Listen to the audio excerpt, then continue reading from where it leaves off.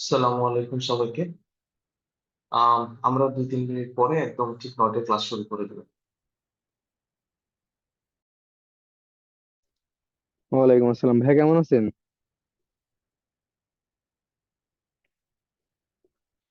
Hello.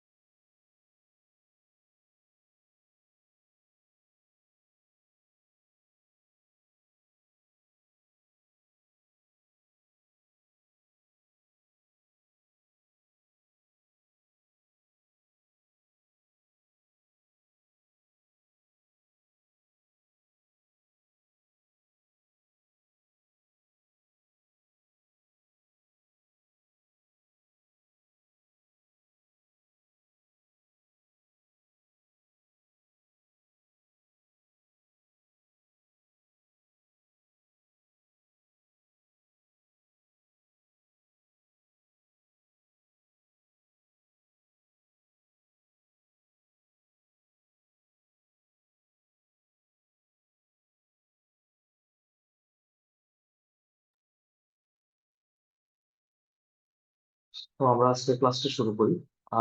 আমার কথা তো শোনা যাচ্ছে না? জি ভাই, শোনা যাচ্ছে। সো লাস্ট ক্লাসে আমরা আহ, আমাদের এথিক্যাল হ্যাকিং বা সাইবার সিকিউরিটির বেসিক কিছু টার্মিনোলজি নিয়ে পড়াশোনা করেছি, যেরকম আমরা সিআইএ ট্রায়াড নিয়ে পড়াশোনা করেছি। দেন এআইএমএল এর কি কি ভূমিকা থাকতে পারে সাইবার সিকিউরিটিতে, এটা আমরা আলোচনা করেছি।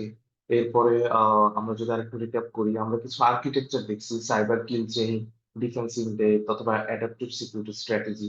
এই জিনিসগুলো নিয়ে আমরা লাস্ট ক্লাসে আলোচনা করেছি। আজকে আমরা বেসিক্যালি আলোচনা করবো বিভিন্ন কাইন্ড অফ হ্যাকার্স নিয়ে, হ্যাকাররা কি কি করে বা হ্যাকারদের মোটিভেশন কি, হ্যাকার হইতে গেলে বা এথিক্যাল হ্যাকিং এ থাকতে গেলে কি কি ধরনের স্কিল সেট লাগে, দেন থ্রেট ইন্টেলিজেন্স কি জিনিস, এন্ড কিছু প্রসেস পলিসি রিলেটেড আলোচনা করবো। তো আমরা কালকে যখন সাইবার সিকিউরিটি পড়ছি, তো আমাদের আসলে একটা জিনিস বলা হয়েছে, সেটা কি, যে এই সাইবার সিকিউরিটি রিলেভেন্ট অ্যাটাক গুলো কেউ না কেউ তো করতে হবে এবং আরেকজনকে ডিফেন্ড করতে হবে। সো উদ্দেশ্য আসলে দুই রকম হয়, একজন ডিফেন্ড করার উদ্দেশ্যে করতেছে, আরেকজন হচ্ছে ক্ষতি করার উদ্দেশ্যে করতেছে। যে ক্ষতি করার উদ্দেশ্যে করে তাকে আমরা হ্যাকার বলি। আর যে এই ভার্নাবিলিটিস গুলা বা এই উইকনেসটাকে রিজলভ করার জন্য করে, তাকে আমরা বলছি হচ্ছে এথিক্যাল হ্যাকার। সো হ্যাকার কি, হ্যাকার বেসিক্যালি আমার সিস্টেম বলেন, আমার ওয়েবসাইট বলেন, মোবাইল অ্যাপ্লিকেশন বলেন, কোনো উইকনেস আছে কিনা, আমরা উইকনেসটাকে আরেকটা ভাষায় বলবো ভার্নাবিলিটিস, যেটা সাইবার সিকিউরিটিটা। ভার্নাবিলিটিস বলতে আমার কোনো একটা লুপ হোল, আমার কোনো একটা উইকনেস, দুর্বলতা, যেটাকে কাজে লাগিয়ে আমার সিস্টেমটাকে এক্সপ্লয়েট করা যায়। এক্সপ্লয়েট বলতে যে আমার সিস্টেমটাকে হয়তো বা আমরা যেটা নর্মাল ভাষায় বলি হ্যাক করা যায়, যে আমার সিস্টেম থেকে সেন্সিটিভ ডাটা বের করে নেওয়া যায়, আমার সিস্টেমে কোনো ডাটা ম্যানিপুলেশন করা যায়, বা সিআই যে ট্রায়াড কতদিন আমরা পড়েছি, তার যে কোনো একটাকে ডিস্টার্ব করা যায়। তো এইটা হচ্ছে একজন হ্যাকারের কাজ। সো হ্যাকার অনেক রকমের হতে পারে, কেউ ভালো কাজের জন্য হ্যাকিং করে, কেউ আসলে ইকোনমিক্যাল উদ্দেশ্যে হ্যাকিং করে, অথবা কেউ ক্ষতি করার উদ্দেশ্যে হ্যাকিং করে। সো বেসড অন দিস আমরা হ্যাকারকে তিনটা পোর্শনে ভাগ করি। একটাকে আমরা বলি ব্ল্যাক হ্যাট হ্যাকার, একটাকে আমরা বলি গ্রে হ্যাট, আর একটাকে বলি আমরা white hat. So black hat hacker কারা? যারা রিয়েল লাইফ হ্যাকার, যার উদ্দেশ্য কোনো না কোনো ক্ষতি করা।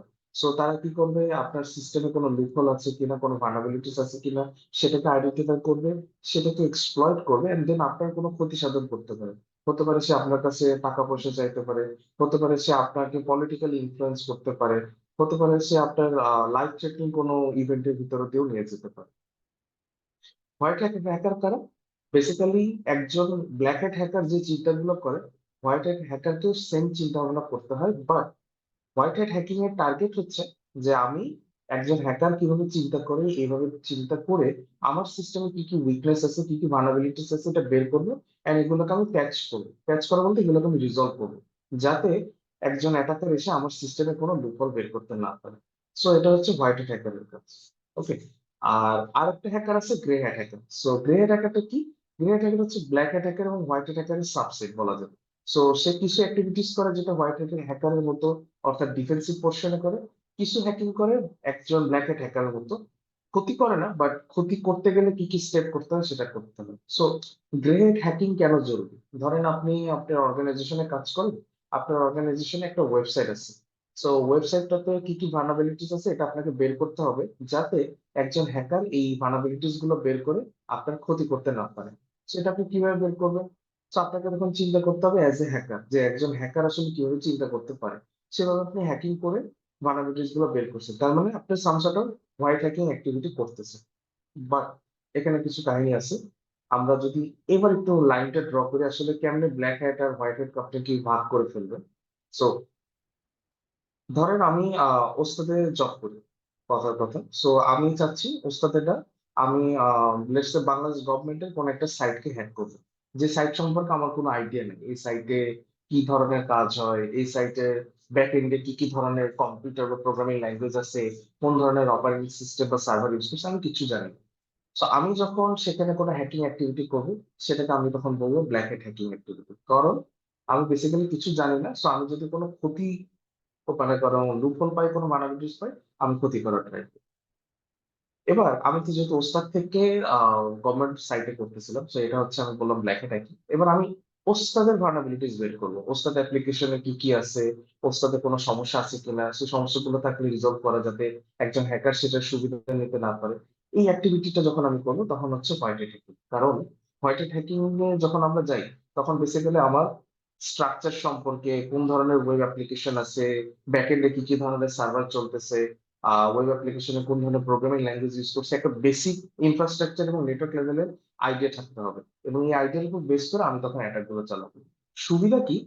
আমি যদি ওস্তাদের জিনিসগুলোকে আইডেন্টিফাই করার ট্রাই করি হ্যাকিং এর থ্রুতে, সো ওস্তাদের সিস্টেমটা আরো মজবুত হবে। কিন্তু আমি যখন আসলে গভর্নমেন্ট কোনো সাইডে করতেছি, সে কিন্তু আমাকে অথরাইজ করেনি, তার মানে আমি স্বপ্রণোদিত হয়ে বা কোনো খারাপ ইন্টেনশন নিয়ে এই কাজটা করতেছি।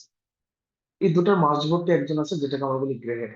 সো ধরেন এবার আমি ওস্তাদেরও করতেছি না, কোনো গভর্নমেন্ট সাইটেরও করতেছি না।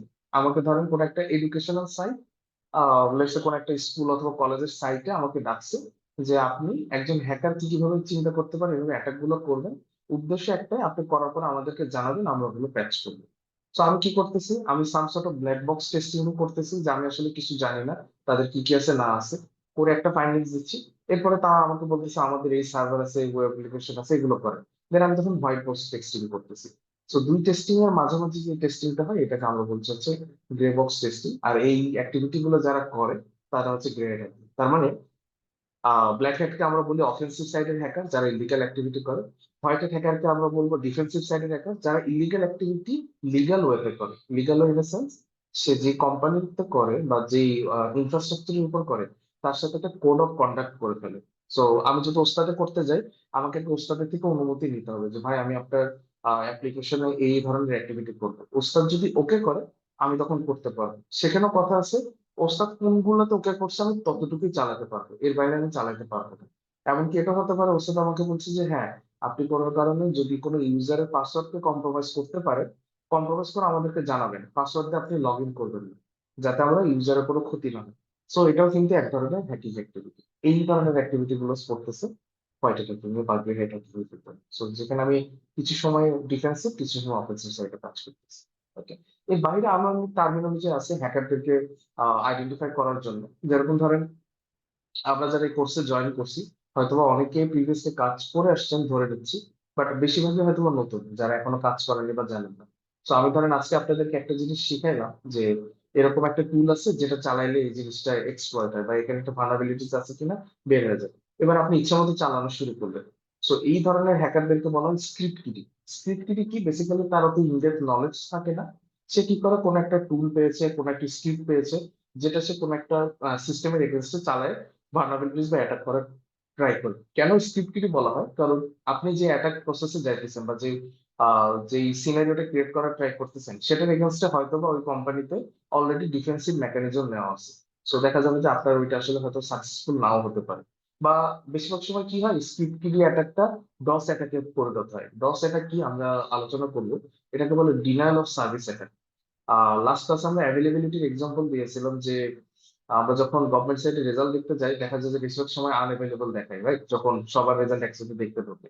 সো এটা সাম সর্ট অফ ডস অ্যাটাকের মতো, যদিও কেউ ইচ্ছে করে করে না, বাট যেহেতু লোড ব্যালেন্সিং নাই এবং অনেক রিকোয়েস্ট একসাথে আসে, তো সাম সর্ট অফ ডস অ্যাটাকের মতো হয়ে যায় এটা।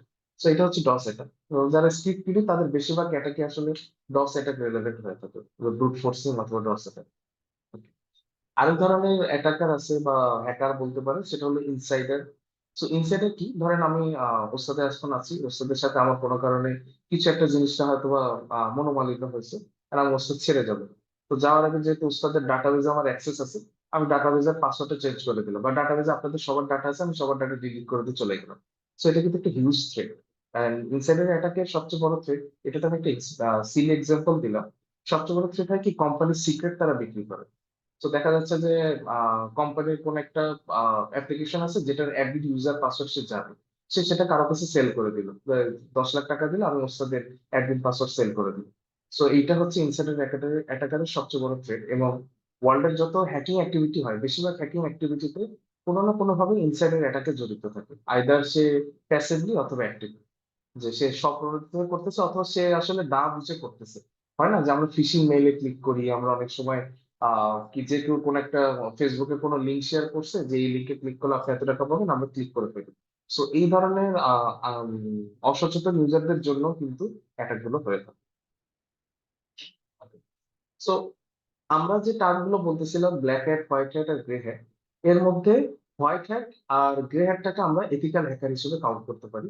ব্ল্যাক হ্যাট যেহেতু পুরোপুরি ক্ষতি করার উদ্দেশ্য করে, সো সে এথিক্যাল হ্যাকার না।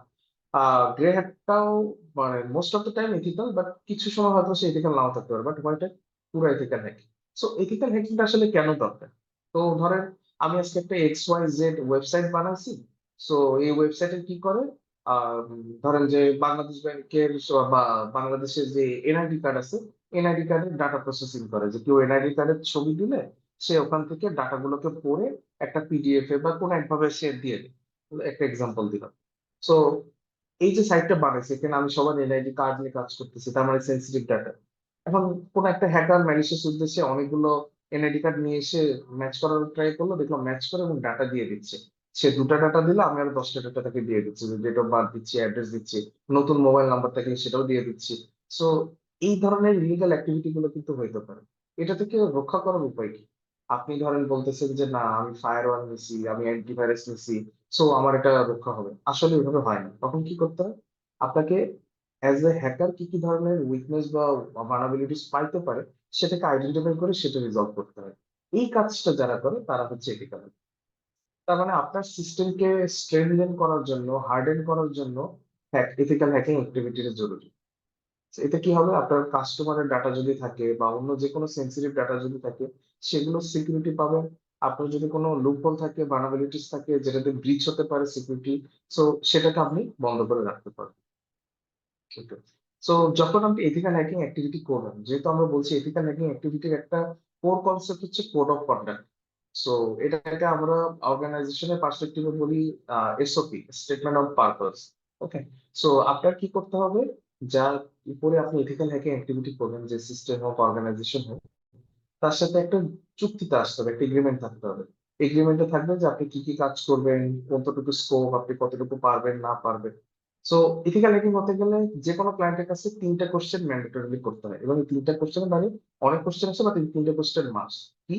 সো প্রথম কোশ্চেন হচ্ছে, অ্যাজ এন অ্যাটাকার যদি আমি আপনার অর্গানাইজেশন এবং ওয়েবসাইটে অ্যাটাক করতে চাই, আমি আসলে কি কি দেখতে পাই? ধরেন আমি ওস্তাদ অ্যাপ্লিকেশনে ওস্তাদের ওয়েবসাইটে অ্যাটাক করবো। তো ওস্তাদের ওয়েবসাইটে ক্লিক করে বিভিন্ন বাটন চাপতে চাপতে নিচে যে দেখলাম যে তাদের একটা মোবাইল অ্যাপ্লিকেশন আছে। তো আমি ওটাতে ক্লিক করলাম, মোবাইল অ্যাপ্লিকেশনে যে দেখলাম তাদের একটা ডাটাবেজ হয়তো বা আমি পেয়ে যাচ্ছি অ্যাক্সেস। তো আমি ওগুলো নিচ্ছি। তো আমাকে দেখতে হবে অ্যাজ এ অ্যাটাকার আমি বাইরে থেকে কি কি দেখতে পারি।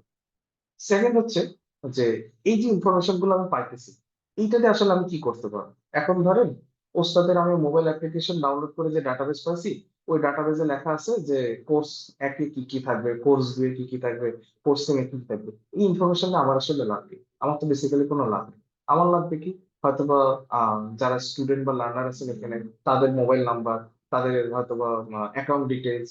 সো এটা একটা ভালো ফাইন্ডিংস হতে পারে। এরকম হতে পারে যে আপনাদের হয়তোবা আম, বিকাশ নাম্বার ওখানে দেওয়া আছে, সো বিকাশ নাম্বারটা আমি পেয়ে যাচ্ছি। সো এটা একটা ফাইন্ডিংস হতে পারে। সো ডিপেন্ড করতেছে আসলে কি কি ধরনের ইনফরমেশন আমি ওখান থেকে ক্যাপচার করতে পারি। থার্ড কোশ্চেন হচ্ছে, যদি আমি এই সিস্টেমটাতে অ্যাটাক করি, আমাকে সে ডিটেক্ট করতে পারবে কি। সো ডিটেক্ট করবে কেমনে। ধরেন কথার কথা, ওস্তাদের শুধুমাত্র একটা ফায়ারওয়াল আছে, যে ফায়ারওয়ালটা কি করে, কোন জায়গা থেকে রিকোয়েস্ট আসতেছে এটাকে শুধুমাত্র ক্যাপচার করে। তখন আপনার আইপি অ্যাড্রেসটা বেসিক্যালি ক্যাপচার করে, এবং আইপি অ্যাড্রেসটাকে কিন্তু ইজিলি ম্যানিপুলেট করা যায়। So আপনি চাইলে অন্য আইপি অ্যাড্রেস ইউজ করলে আপনাকে কিন্তু আসলে সে ডিটেক্ট করতে পারবে, রাইট। তো আমাকে তখন বুঝতে হবে যে আমি যদি এই অ্যাটাক গুলো চালাই ডিফেন্ড করতে পারবে। কেন এই তিনটা কোশ্চেন, কেন এই তিনটা করতে হবে। তো বেসিক্যালি আপনাকে বুঝতে হবে আপনি যে সিস্টেমটাতে করতেছেন সেই সিস্টেমটার গুরুত্ব কতটুকু। দেখা যাচ্ছে আপনি এমন একটা সিস্টেমে করতেছেন যেটা একটা স্ট্যাটিক সাইট, সেখানে অ্যাটাক করলেও কিছু যায় আসে না, না করলেও কিছু যায় আসে না, তাহলে তার কিন্তু কোনো গুরুত্ব নেই। আবার খুবই একটা সেন্সিটিভ সাইটে করতেছেন, যেখানে ধরেন যে আপনার এনআইডি কার্ড, সেন্সিটিভ ডাটা, ব্যাংকের ডিটেলস, হাবি জাবি হ্যান্ড সমস্ত পার্সোনাল জিনিসপত্র আছে, এমনকি সমস্ত টাকা কই কিন্তু অ্যাকাউন্টে আছে সেটাও দেখা যায়। সো সেটা কিন্তু ইম্প্যাক্ট অনেক বেশি।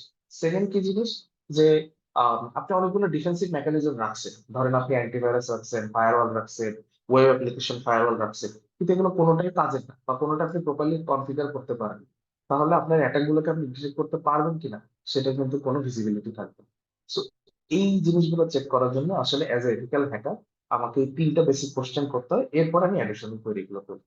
যে স্কোপ কতটুকু থাকবে, কি অ্যাক্টিভিটি করতে পারবো, কতটুকু করতে পারবো, কতক্ষণ করব, কতদিন সময়। সো এই ধরনের কোশ্চেন গুলো এর পরবর্তীতে আছে। ওকে, স্কোপটি আমরা অলরেডি আলোচনা করে ফেলছি যে এথিক্যাল হ্যাকিং এর স্কোপ কি। স্কোপ বলতে যে ক্লায়েন্ট আমাদের যতটুকু অ্যাক্সেস দিবে ততটুকু। লেটস সে আমি ওস্তাদে যখন এথিক্যাল হ্যাকিং অ্যাক্টিভিটি করব, আমি ওস্তাদকে বললাম যে আপনাদের তো ওয়েব অ্যাপ্লিকেশন আছে, মোবাইল অ্যাপ্লিকেশন আছে, আমি কি দুটাই করব। ওস্তাদ যদি আমাকে বলে না শুধু ওয়েব, তাহলে শুধু ওয়েব। যদি বলে না শুধু মোবাইল, তাহলে শুধু মোবাইল। সো আমাকে স্কোপটা ডিফাইন করে দিতে হবে। দেখেন, স্কোপ যদি ডিফাইন করে দেয় তার মানে ডেফিনেটলি এথিক্যাল হ্যাকিংটা আসলে limited time activity. Limited activity বলতে এটা কিছু লিমিটেশনস আছে, যেরকম ধরেন আমি তো ক্লায়েন্টের সাথে কোড অফ কন্ডাক্ট সাইন করে করতেছি, রাইট। সো আমি ধরেন ওস্তাদের সাথে কোড অফ কন্ডাক্ট করছি যে ওস্তাদে আমি 10 সেকেন্ড চালাতে পারবো না, ডিনাল অফ সার্ভিস, যাতে আনএভেলেবল হয়ে না যায়।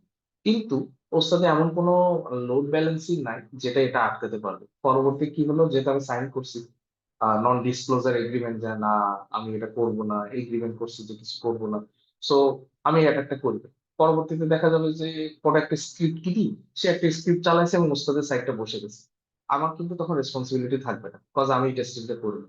তার মানে আমি আসলে সব টেস্টিং করতে পারবো না আনলেস ক্লায়েন্ট আমাকে এক্সপ্লিসিটলি বলে দেয় যে না আপনি সব টেস্টিং করতে পারবেন, রাইট। সো সেকেন্ড আরেকটা কি থাকে, অনেক সময় দেখা যায় যে আমি টেস্ট করতে করতে মোবাইল অ্যাপ্লিকেশনে কোনোভাবে লগ ইন করতে পারতেছি, কিন্তু মোবাইল অ্যাপ্লিকেশনটা আউট অফ স্কোপ। সো ওখানকার টেস্টিং আমি করবো না।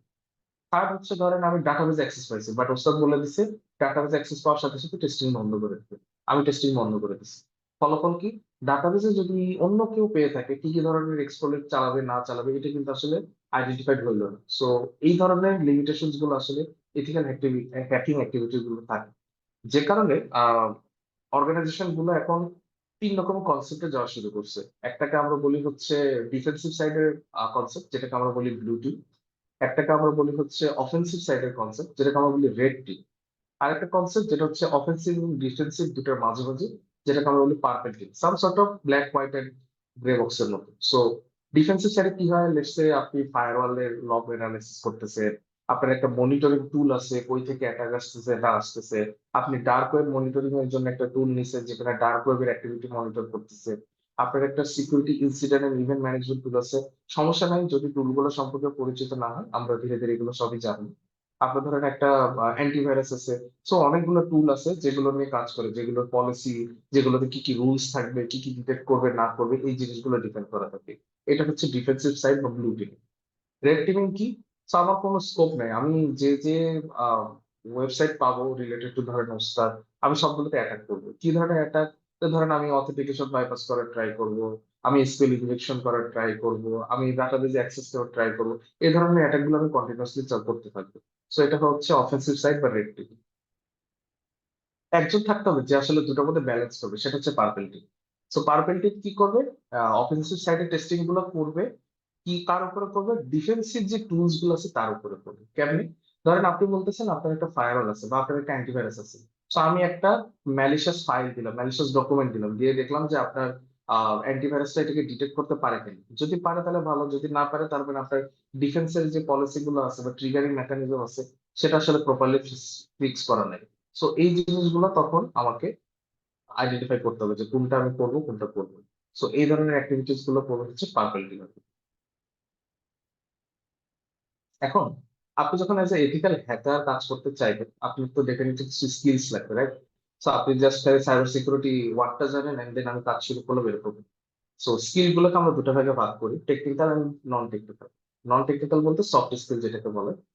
টেকনিক্যাল স্কিল ডেফিনেটলি আপনাকে ইনডেপথ টেকনোলজি রিলেটেড আইডিয়া থাকতে হবে। সো যাদের আসলে এই ফিল্ডে আগ্রহ আছে, এই টার্ম গুলো সম্পর্কে আইডিয়া থাকাটা জরুরি। ফার্স্ট অফ অল, যে কোনো একটা অপারেটিং সিস্টেমের সম্পর্কে in depth idea, and then popular যে কোনো অপারেটিং সিস্টেম আছে সবগুলোর বেসিক জানা। সো দুটো ওয়েতে করতে পারেন। আপনি উইন্ডোজ এন্ড লিনাক্স প্রপারলি শিখতে পারেন, কোথায় লক পড়ে, কোথায় ইউজারের আইডি পাসওয়ার্ড থাকে, কোন সিস্টেমটা কিভাবে কাজ করে, উইন্ডোজ এর ক্ষেত্রে রেজিস্টার কেমনে কাজ করে, পাওয়ার শেল কেমনে কাজ করে, কমান্ড লাইনটা কেমনে কাজ করে, লিনাক্স এর ক্ষেত্রে কমান্ড লাইন কেমনে কাজ করে, হোস্ট পিসিতে কি কি থাকে না থাকে, কোথায় সেটআপ থাকে, কোথায় বাইনারি ফাইলস গুলো থাকে, এই জিনিসগুলো প্রপার আইডিয়া থাকতে হবে, যাতে কোনো ইনসিডেন্ট হলে বা কোনো ফাইন্ডিংস খুঁজতে গেলে আপনি যদি বলতে পারেন যে না এটা ওই জায়গা থেকে, আমি ওখানে গেলে এই জিনিসগুলো পেয়ে যাবো। সো অপারেটিং সিস্টেম সম্পর্কে আপনার ক্লিয়ার আইডিয়া থাকতে হবে। সেকেন্ড, আপনাকে হার্ডওয়্যার এবং কার্নাল রিলেটেড কিছু আইডিয়া থাকতে হবে। কেন? আমরা যদি বলি, লিনাক্স এর কথা বলি, লিনাক্স বলেন বা মোবাইল অ্যাপ্লিকেশন গুলো বলেন, সবগুলো কিন্তু কোনো একটা কার্নালের উপর বেস করে কাজ করে। এবং এই লিনাক্স অপারেটিং সিস্টেম বলেন, অ্যান্ড্রয়েড বলেন, উবুন্টু বলেন, সবগুলো কিন্তু কার্নালের সাথে ডিরেক্টলি কমিউনিকেট করে, উইন্ডোজও থাকে। সো কার্নালকে কিভাবে এক্সপ্লয়েট করা যায়, এটা কিন্তু একটা হিউজ ফাইটিং। এবং কার্নাল এক্সপ্লয়েট করা মানে কিন্তু আপনি পুরো সিস্টেমটাকে কম্প্রোমাইজ করার ক্যাপাবিলিটি রাখেন। সো আপনার এই হার্ডওয়্যার এবং এই কার্নালের রিলেভেন্ট যে টেকনোলজিস গুলো আছে এগুলো নিয়ে কাজ শিখতে হবে। সেক্ষেত্রে একটা এক্সাম্পল দিতে পারি, ধরেন কথার কথা, আপনি অ্যাসেম্বলি ল্যাঙ্গুয়েজটা ভালো করে শিখতে পারেন, কারণ আলটিমেটলি আপনি যে কোনো ল্যাঙ্গুয়েজই প্রোগ্রামটা লিখেন না কেন সেটাতে অ্যাসেম্বলি ল্যাঙ্গুয়েজে কনভার্ট হয়ে আমার মেশিনে এক্সিকিউশন করে। সো অ্যাসেম্বলি ল্যাঙ্গুয়েজটা শিখতে পারেন যাতে আপনি রুট লেভেলে বা কার্নাল লেভেলে কাজ করতে পারেন। ওকে। থার্ড হচ্ছে, যে কোনো একটা ডোমেইন চয়েস করেন এবং সেটাতে এক্সপার্ট হওয়ার ট্রাই করেন। সরি, ডোমেইন বলতে কি? ধরেন আপনি মোবাইল অ্যাপ্লিকেশন খুব ভালো বোঝেন, তাহলে আপনি মোবাইল অ্যাপ্লিকেশন টার্গেট করেন, মোবাইল অ্যাপ্লিকেশন রিলেভেন্ট যত অ্যাটাক আছে, যত ডিফেন্সিভ মেকানিজম আছে সব আপনি ভালো করেছেন। আপনি ওয়েব অ্যাপ্লিকেশন ভালো বোঝেন, এই রিলেভেন্ট কাজ করেন। আপনি অপারেটিং সিস্টেম ভালো বোঝেন, এই রিলেভেন্ট কাজ করেন। নেটওয়ার্ক ভালো বোঝেন, এই রিলেভেন্ট কাজ করেন। সো যে কোনো একটা ডোমেইন আপনাকে ক্লিয়ার হন, প্রপার একটা আইডিয়া রাখেন, যেখানে যাই আসুক আমি অ্যাটলিস্ট আইডেন্টিফাই করতে পারি, বুঝতে পারি, এন্ড দেন বেশ একটা খানিকটা লেভেল পর্যন্ত কাজ করতে পারি, বাকিটুকু তো আর বেসিস। এর মানে এই না যে আপনি ওয়েব পারবেন মানে আমি আর বাকিগুলো না শিখলে চলবে, তা না। আপনাকে আসলে শিখতে সবগুলো হবে, বাট একটাতে আপনি ফোকাস থাকে, ফোকাস থাকলে হবে কি আপনার স্কিল বাড়বে। যখন আপনি স্কিল বাড়বে, হ্যান্ডস অন কাজ করবে, তখন দেখবেন অন্যান্য ফিল্ডের অনেক কাজ অটোমেটিক্যালি চলে আসতেছে। লেটস সে আপনি ওয়েব অ্যাপ্লিকেশনে কোন একটা জায়গায় লগ ইন ফর্মের থ্রুতে বা ইউজার আইডি পাসওয়ার্ডের ওখান থেকে ডাটাবেজে কোন একটা কোয়েরি চালাতে পারতেছে। ডাটাবেসকে তার মানে কম্প্রোমাইজ করার ওয়েটা আপনাকে জানতে হবে, যে ডাটাবেজে কি ধরনের কোয়েরি লেখে, এমএস এসকিউএল এর ডাটাবেজে কেমন, ওরাকল এর ডাটাবেজে কেমন, এই জিনিসগুলো জানতে হবে। ধরেন আপনি দেখলেন আপনার ওয়েব অ্যাপ্লিকেশনটাও লিনাক্স সিস্টেমে হোস্টেড। সো আপনি যাই লেখেন না কেন, ডাইরেক্ট লিনাক্স সিস্টেমে সেই কমান্ডটা চলে, তার মানে আপনি ডিরেক্টলি লিনাক্স সিস্টেমে কমান্ড এক্সিকিউট করতে পারতেছেন। সো আপনাকে তখন ওই জিনিস জানতে হবে যে লিনাক্স সিস্টেমে কি কি কমান্ড এক্সিকিউট হয়, কোন জায়গায় কোনটা অ্যাক্সেস পায় না পায়। সো আলটিমেটলি সবই আপনাকে জানতে হবে, বাট একটা ডোমেন এক্সপার্ট হওয়াটা জরুরি। এক্ষেত্রে যেটা হবে আপনার স্কিল সেটটা বাড়বে। ওকে। অ্যান্ড নন টেকনিক্যাল স্কিলের কথা যদি বলি, যেটা আপনি এথিক্যাল হ্যাকার, আমরা কিন্তু যতগুলো মডিউল করব, যতগুলো টার্ম করবো, সব কিন্তু এথিক্যাল হ্যাকিং পার্সপেক্টিভে করবো, রাইট? সো এথিক্যাল হ্যাকারের প্রথম কনসেপ্ট হচ্ছে আপনাকে মানুষকে বুঝাইতে হবে যে আমি ভাই এই ফাইন্যান্সটা পাইছি বা এটা আপনার ইস্যু, এটাকে রিজলভ করতে হবে, এইভাবে রিজলভ করে। এখন টেকনিক্যাল লোক হলে ফাইন, আপনি একজনকে বললেন ভাই আপনার এখানে এসকিউএল ইনজেকশন পাই, আপনি এখানে প্যারামিটারাইজড কোয়েরি ইউজ করেন কিংবা ইনপুট ভ্যালিডেশন করেন, সো সে বুঝলো। কিন্তু আপনার তো ডিল হবে আসলে ম্যানেজমেন্টের লোকের সাথে বেশি, কারণ রিপোর্টটা আপনি দিবেন ম্যানেজমেন্টকে। সো ম্যানেজমেন্টের টেকনিক্যাল লোক কিন্তু থাকার chances are very good, specially এখন পর্যন্ত খুবই কম অর্গানাইজেশনে টেকনিক্যাল লোক থাকে। সো তাকে আপনি কেমনে বুঝেন? তাকে যদি বলেন স্কিল ইনজেকশন, সে বললো আমি ওটা বুঝি না, এটা কি হয়, আমার এটা কিছু যায় আসে না, আমার ক্ষতি হচ্ছে কি হচ্ছে না এটা আমাকে বলবেন। সো এই কমিউনিকেশন স্কিলস গুলো আপনাকে তখন বিল্ড করতে হবে, যে ম্যানেজমেন্টের লোককে আমি কিভাবে বুঝাইলে সেটার গুরুত্বটা বুঝবে, টেকনিক্যাল লোককে কিভাবে বুঝাইলে সে গুরুত্বটা বুঝবে, অ্যাজ এ কাস্টমার বা অ্যাজ এ এন্ড ইউজার কে কিভাবে বুঝাইলে সে গুরুত্বটা বুঝবে। একটা এক্সাম্পল দিই যে এই এই রিলেটেড মানে এই স্কিলটা কেন দরকার। যেরকম ধরেন বিকাশ বল থেকে কিন্তু কন্টিনিউয়াসলি আমাদের সবাইকে বলে যে বিকাশের থ্রুতে পড়া হয়, যে কোনো কেউ ফোন করলে কিন্তু সে আপনার কাছে ওটিপি চাইবে। এটা কিন্তু বিকাশ থেকে কন্টিনিউয়াসলি বলতেছে, রাইট? কিন্তু বিকাশ থেকে যখন বলে কতজনই মেসেজটা দেখে বা পড়ে? অলমোস্ট বেশিরভাগ লোকজনই পড়ে না। আর দেখে হয়তো অর্ধেকও পড়ে না, রাইট? না করার ফলে কি হচ্ছে, বিকাশ থেকে একজন বন্ধু বলতেছে যে আপনার অ্যাকাউন্ট ব্লক হয়ে গেছে, আমি এই কাজটা করবো, দেন সবাই কিন্তু ওটিপি শেয়ার করে দিচ্ছে আলটিমেটলি। এটা কেন হতেছে? এই যে আপনি ঠিক মতো মেসেজটাকে এক্সিকিউট করতে পারেন। আমি একটা এক্সাম্পল দিলাম, বিকাশের অ্যাপ্রোচের ভুল ধরতেছিলাম, এর বাইরে আসলে কিছু অ্যাপ্রোচ নাই, ঠিক আছে? সো এই ধরনের কমিউনিকেশন স্কিল গুলো আপনাকে গ্রো আপ করতে হবে, যাতে সবার লেভেলের মানে লোকজনের সাথে আপনি কমিউনিকেট করতে পারেন। সেকেন্ড একটা লাগবে যে আপনাকে, যেহেতু কোনো না কোনো একটা অর্গানাইজেশনের আপনি আম, কি বলবো সিস্টেম হ্যাকিং এর কাজ করবেন, ওয়েবসাইটের ভালনারেবিলিটিস বের করার ট্রাই করবেন, কিংবা হতে পারে যে ডাটাবেজের কোনো কাজ করবেন, ডাটাবেজের ভালনারেবিলিটিস আছে কিনা। তো আপনাকে তখন মাথায় রাখতে হবে এই অর্গানাইজেশনটা কোনো রিপোর্টিং বডি বা গভর্নিং বডির আন্ডারে পড়ে কিনা। ধরেন আমি যদি ব্যাংকের কথা বলি, সমস্ত ব্যাংক কিন্তু আলটিমেটলি বাংলাদেশ ব্যাংকে রিপোর্ট করে। সো বাংলাদেশ ব্যাংকের অনেক রুলস এন্ড রেগুলেশন আছে যেগুলো সমস্ত ব্যাংকে ফলো করতে হবে। তো আপনি যখন অ্যাসেস করবেন আপনাকে মাথায় রাখতে হবে এই রুল গুলো আমার অ্যাসেসমেন্টে থাকতে হবে, কারণ এগুলো বাংলাদেশ ব্যাংকে দিতে হবে। আপনি ধরেন বাইরের কোনো কোম্পানি হয়ে কাজ করতেছেন, যে ধরেন ট্রানজেকশন রিলেটেড কাজ করে, আচ্ছা ট্রানজেকশন আছে, যে ধরেন হেলথ কেয়ার নিয়ে কাজ করে। হেলথ কেয়ার বলতে পেশেন্টের আইডি টাইডি থাকে, পেশেন্টের রোগ হিস্ট্রি ডিটেলস পুরোটা থাকে। বাংলাদেশে এখন অনেক অর্গানাইজেশন থাকে। সো বাইরের দেশে যখন যে কোনো হেলথ কেয়ার টেকনিক্যালি বা ডিজিটালি এই জিনিসগুলোকে হ্যান্ডেল করে, তখন তাদেরকে হিপা ল এর থ্রুতে যাইতে হয়। আমরা বলবো একটু হিপা ল নিয়ে, HIPPA। সো এই হিপা লটা যদি আপনি না জানেন তাহলে আপনি কিন্তু বুঝবেন না আসলে কোন জায়গায় কোনটা অ্যাপ্লিকেবল হবে। ধরেন কথার কথা, হিপা লতে বলা আছে পেশেন্টের মোবাইল নাম্বার রাখা যাবে না, কিন্তু আপনি দেখতেছেন ডাটাবেজে পেশেন্টের মোবাইল নাম্বার আছে। যেহেতু আপনি হিপা ল জানেন না, সো আপনার কাছে এটা কোনো ফাইন্ডিংস না। অ্যাকচুয়ালি কিন্তু এটা একটা ফাইন্ডিংস, কারণ এটা রেগুলেটরি বডির চোখে একটা ইস্যু। সো যেখানে কাজ করেন, দেশে হোক বাইরে হোক, কোনো গভর্নিং বডির থ্রুতে হোক, আপনাকে সেইখানকার রুলস এন্ড রেগুলেশন গুলো বুঝে তার উপর বেস করে অ্যাসেসমেন্ট গুলো করতে হবে বা এথিক্যাল অ্যাক্টিভিটি গুলো করতে হবে। ওকে। সো আপনি যখন হ্যাকিং অ্যাক্টিভিটি গুলো করবেন, আপনি আপনার অ্যাক্টিভিটিটাকে দুটো ভাগে ভাগ করতে পারবেন। আমরা তো সাইবার কিল চেইন দেখছি যে প্রথমে আমি ফুড প্রিন্টিং করব, দেন ডেলিভারি করব, এক্সপ্লয়েট করব, কন্টিনিউয়াস যাতে কমান্ড এন্ড কন্ট্রোল রাখতে পারি এইভাবে রাখবো।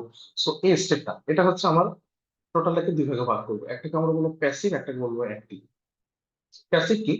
ধরেন ওস্তাদের আমি ওয়েব ইউআরএলটা জানি, ওস্তাদ.অ্যাপ। সো এটাতে গিয়ে আমি যদি ব্রাউজ করি, আমি অনেক কিছু দেখতে পাবো, কিন্তু আমি যখন এখানে ব্রাউজ করব, ওস্তাদের কাছে আমার আইপি অ্যাড্রেসটা চলে যাচ্ছে, তার মানে আমি কিন্তু ডিটেক্টেড কোনো না কোনো ভাবে।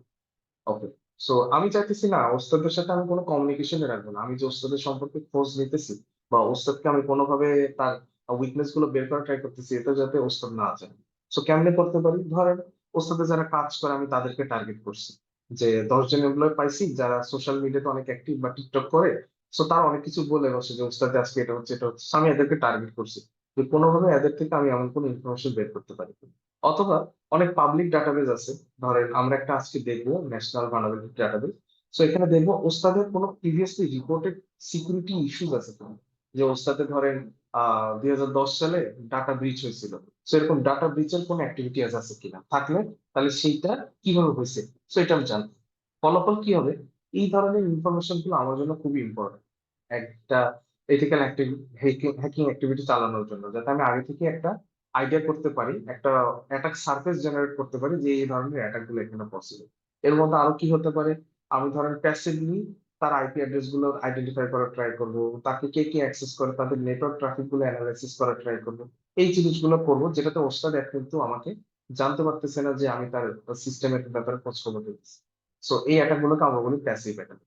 অ্যাক্টিভ অ্যাটাক কি, এবার আমি ওর সাথে ডিরেক্টলি করবো, ডিরেক্টলি লগ ইন ফর্মে ট্রাই করবো কিছু একটা অ্যাটাক করা, ডিরেক্টলি তার ডাটাবেজে অ্যাক্সেস করার ট্রাই করবো, তার অপারেটিং সিস্টেমে অ্যাক্সেস করার ট্রাই করবো, ঠিক আছে, বা তার অফিসে আমি ডিরেক্ট ফিজিক্যাল অ্যাক্সেসও করতে পারি, এটা কিন্তু সাইবার সিকিউরিটির কন্ট্রোলের ভিতরে পড়ে, রাইট?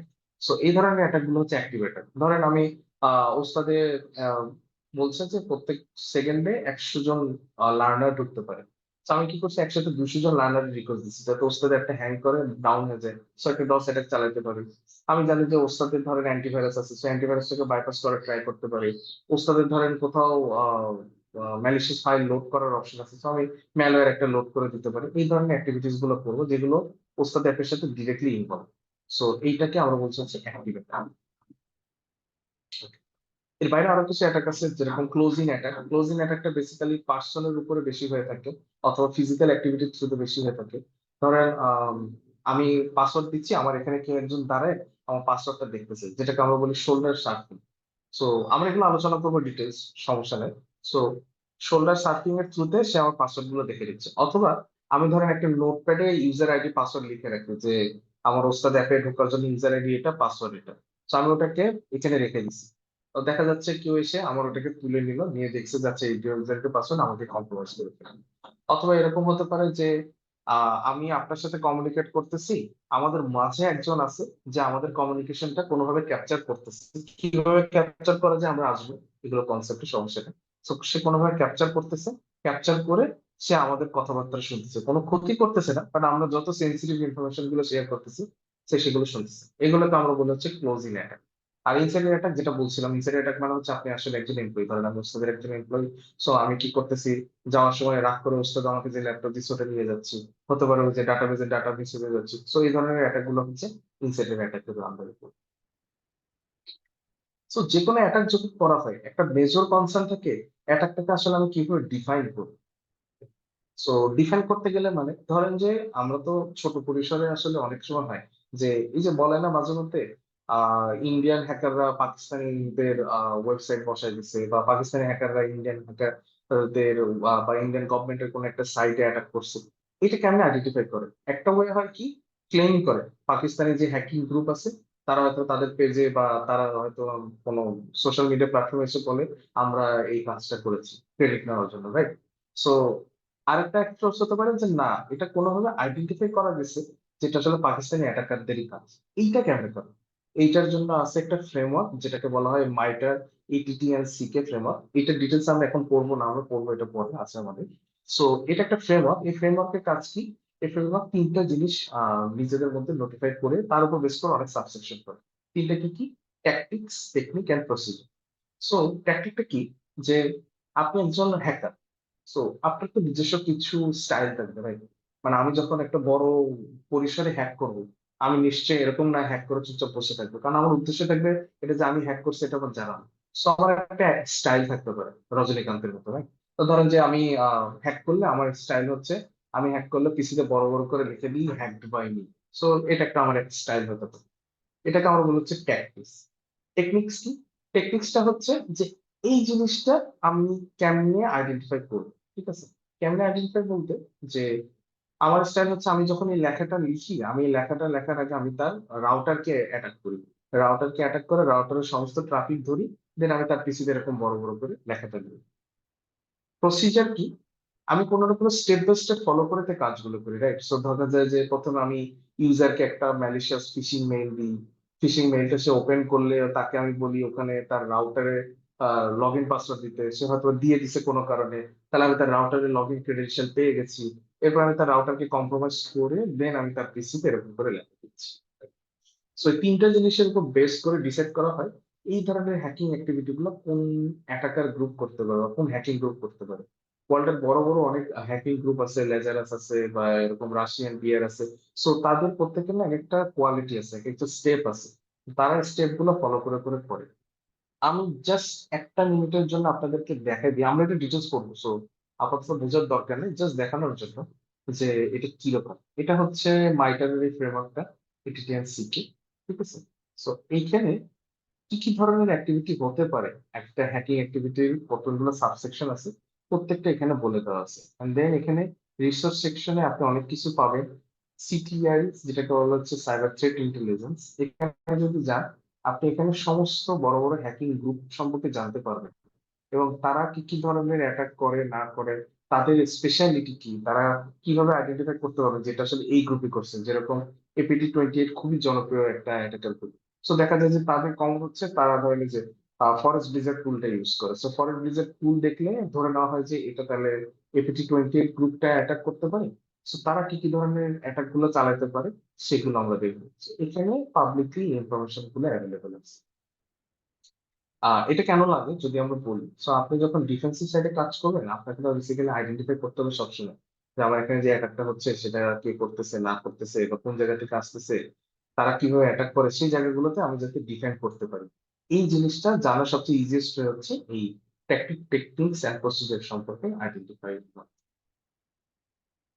তো যেটা বলছিলাম সিটিআই এর কথা বা সাইবার থ্রেট ইন্টেলিজেন্স এর কথা, এটা কেন লাগতেছে, ওই যে যেটা বলছিলাম যে আপনি যদি হ্যাকিং গ্রুপটাকে আইডেন্টিফাই করতে চান তাহলে আপনাকে আসলে তার ব্যাপারে যথেষ্ট ইনফরমেশন রাখতে হবে, যে সে কেমনে কাজ করে, তার কি কি ধরনের অ্যাক্টিভিটিস আছে, কি কি টুলস সে ইউজ করে, কাদেরকে টার্গেট করে, এই জিনিসগুলো আপনাকে জানতে হবে। এতে সুবিধা কি হয়, ইনফরমেশন কালেক্ট করে আপনি কিন্তু একটা অ্যানালাইসিস করতে পারবেন, যে অ্যানালাইসিস উপর বেস করে আপনার ডিফেন্সটাকে আপনি স্ট্রং করতে পারবেন। ধরেন যে আপনার অ্যান্টিভাইরাসটাকে সেভাবে কনফিগার করতে পারেন, আপনার ফায়ারওয়ালটাকে সেভাবে কনফিগার করতে পারেন। মানে এখানে ব্লক করা যায় অনেক ভ্যালু, SHA ভ্যালু বলে ওটাকে, SHA ভ্যালুতে ব্লক করা যায় অনেক, ইন্ডিকেটর অফ কম্প্রোমাইজ থাকে সেটাতে ব্লক করা যায়। সো এই থ্রেট ইন্টেলটাকে আমরা আসলে চারটা বা ভাগে ভাগ করতে পারি, যেটাকে হাই লেভেল বা লো লেভেলে বলা যায়। একটা হচ্ছে স্ট্র্যাটেজি। স্ট্র্যাটেজিটা কি, যে আমরা এই থ্রেট ইন্টেল বা যেটাকে আমরা ইনফরমেশন বলতেছি, ধরেন এখনকার ভাষায় সিকিউর, এটাকে আমরা কিভাবে কাজে লাগাবো, এখান থেকে আমরা কি কি ধরনের ইনফরমেশন নিব, কোন কোন ইনফরমেশন গুলো আমাদের কাজে লাগবে না লাগবে, এই জিনিসগুলোকে আইডেন্টিফাই করা। এর পরের স্টেপটা কি, ট্যাকটিক্যাল। সো ট্যাকটিক্যালের জন্য ডেফিনেটলি আমরা ওই যে মাইটারের অ্যাটাকটা ফলো আপ করবো, মাইটারের টিটিপিটা নিয়ে আমরা কাজ করবো, কোন স্টেপে কে কি করতেছে না করতেছে সেটাকে ক্যামেরা ডিটেক্ট করা যায়, এই জিনিসগুলো। পরের স্টেপ হচ্ছে টেকনিক্যাল। টেকনিক্যাল বলতে একটা অ্যাটাক হয়ে গেছে, না আমি যদি ওটা টেকনিক্যালিটিস না বুঝি আমি তো আসলে ওটাকে ডিফেন্ড করতে পারবো না। সো আমাকে তখন এটা টেকনিক্যালিটিস নিয়ে আলোচনা করতে হবে, যে এটা কিভাবে হয়, এটাকে আইডেন্টিফাই করা যায় কিভাবে, কোন টুলস এর থ্রুতে হচ্ছে, কি ধরনের ফাইলস এ দিচ্ছে, এই জিনিসগুলো আমাকে বুঝতে হবে। লাস্টে থেকে অপারেশনাল। অপারেশনাল কি, এই যে ইনফরমেশন গুলো আমি নিলাম এগুলোর উপর বেস করে আমি কোন একটা এক্সিকিউশন করবো। লেটস সে আমি দেখছি সে একটা ম্যালওয়্যার দিচ্ছে যার নাম হচ্ছে XYZ.abc, হ্যাঁ। সো আমাকে এটা তো ব্লক করতে হবে যাতে অন্য কেউ আর এটার থ্রুতে এফেক্টেড না হয়। সো এটা হচ্ছে অপারেশনাল অ্যাক্টিভিটি।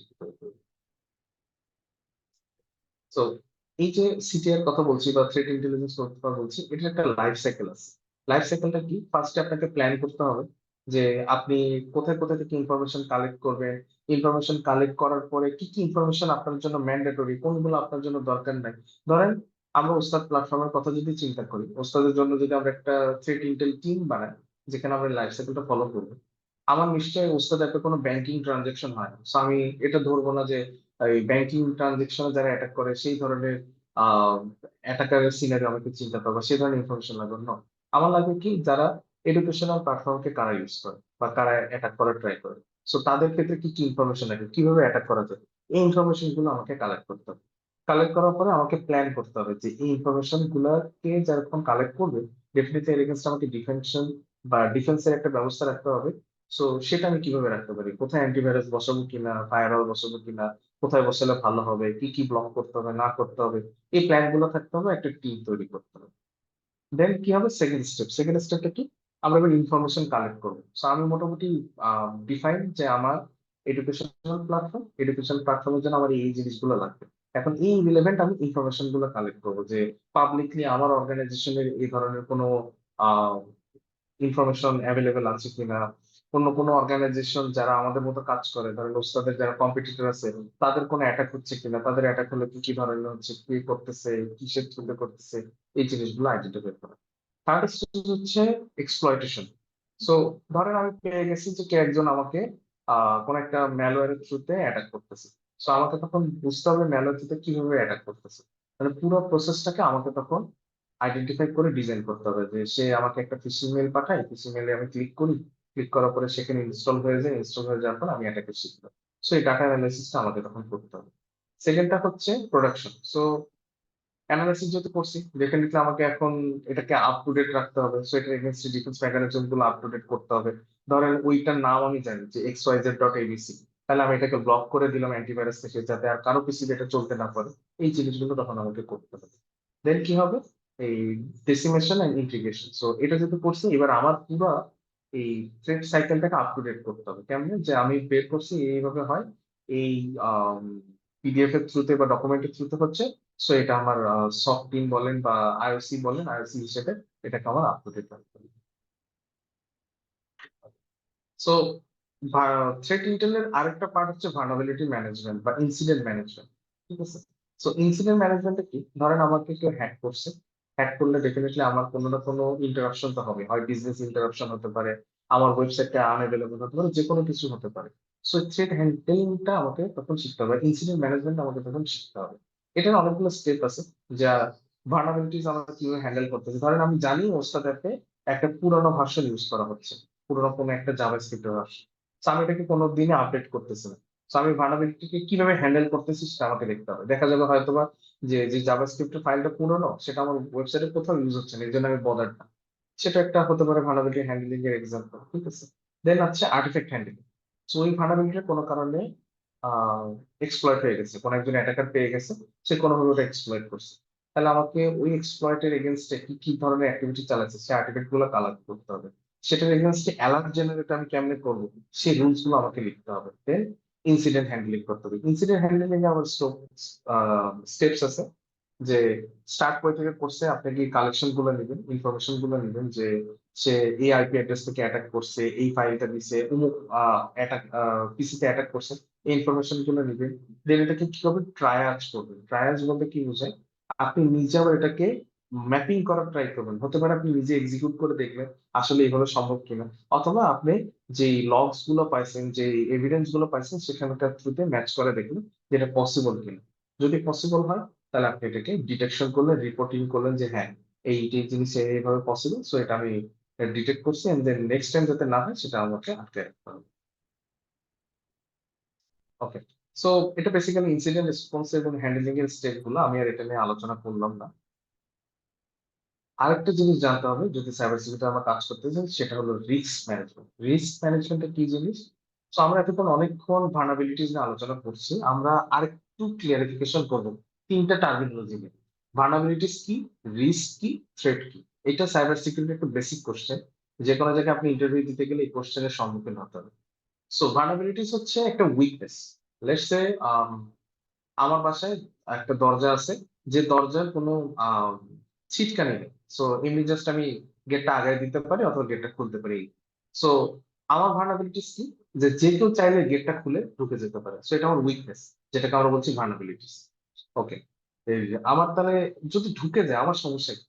সমস্যা হচ্ছে আমার ধরেন ভিতরে, ধরেন 1 কোটি টাকা দামের একটা ডায়মন্ড আছে, সো আমার এটা চুরি করে সে নিয়ে যেতে পারে। ওকে। সো এটা আমার জন্য রিস্ক। আর থ্রেটটা কি? সো কে নিয়ে যাবে, ডেফিনেটলি একটা চোর হবে। সো চোর এসে যে আমার এটাকে চুরি করে নিয়ে যাবে, তাকে আমরা বলছি হচ্ছে থ্রেট বা থ্রেট অ্যাক্টর। সো তিনটে জিনিস খুবই কানেক্টেড টার্মিনোলজি। সো আমার একটা উইকনেস থাকতে পারে, সেটা হচ্ছে আমার ভার্নাবিলিটি। ভার্নাবিলিটিকে যে এক্সপ্লয়েট করবে বা যেভাবে এক্সপ্লয়েট করা হবে, সেটা হচ্ছে থ্রেট বা থ্রেট অ্যাক্টর। আর এক্সপ্লয়েট করার ফলে আমার কি ধরনের ক্ষতি হতে পারে না হতে পারে, সেটাকে আমরা বলছি হচ্ছে রিস্ক। সো রিস্ককে ক্যালকুলেটর করা হয় একটা থিওরির থ্রুতে। এটা দুটো ভার্সন আছে। একটাকে আমরা হচ্ছে থ্রেট ভার্নাবিলিটিস এন্ড ইম্প্যাক্টের থ্রুতে করি, আর একটা অ্যাসিড ভ্যালুর থ্রুতে করি। সো রিস্কের ক্যালকুলেশন থ্রেট ভার্নাবিলিটিস এন্ড ইম্প্যাক্টেরটা হচ্ছে মাল্টিপ্লিকেশন, অর্থাৎ product of threat vulnerabilities and impact. So threat কি, ওই যে বললাম যে কোথা থেকে অ্যাটাক আসতে পারে, কি কি ধরনের অ্যাটাক আসতে পারে সেটা। আসলে আমার ইম্প্যাক্ট কি, এন্ড দেন ভার্নাবিলিটিসটা কি, তিনটার গুণ। এক্সাম্পল দিই। সো আমি আপাতত গেটের লকে থাকি, যেহেতু আমরা এখনো রিয়েল লাইফ কোনো ভার্নাবিলিটিস নিয়ে আলোচনা করিনি। সো আমার ভার্নাবিলিটিস কি, গেটের লক নাই। সো ধরেন গেটের লক থাকলে আমার স্কোর হতো 1, গেটের লক না থাকলে আমার স্কোর হচ্ছে ধরেন 5। সো আমার এখন আমি ভালনারেবিলিটি স্কোর ধরবো 5।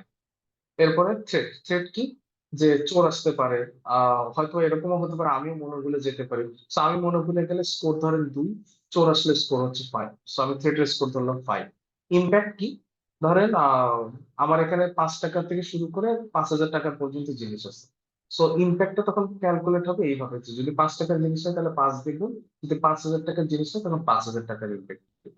সে এটা হলো ব্রড লেভেলের ক্যালকুলেশন।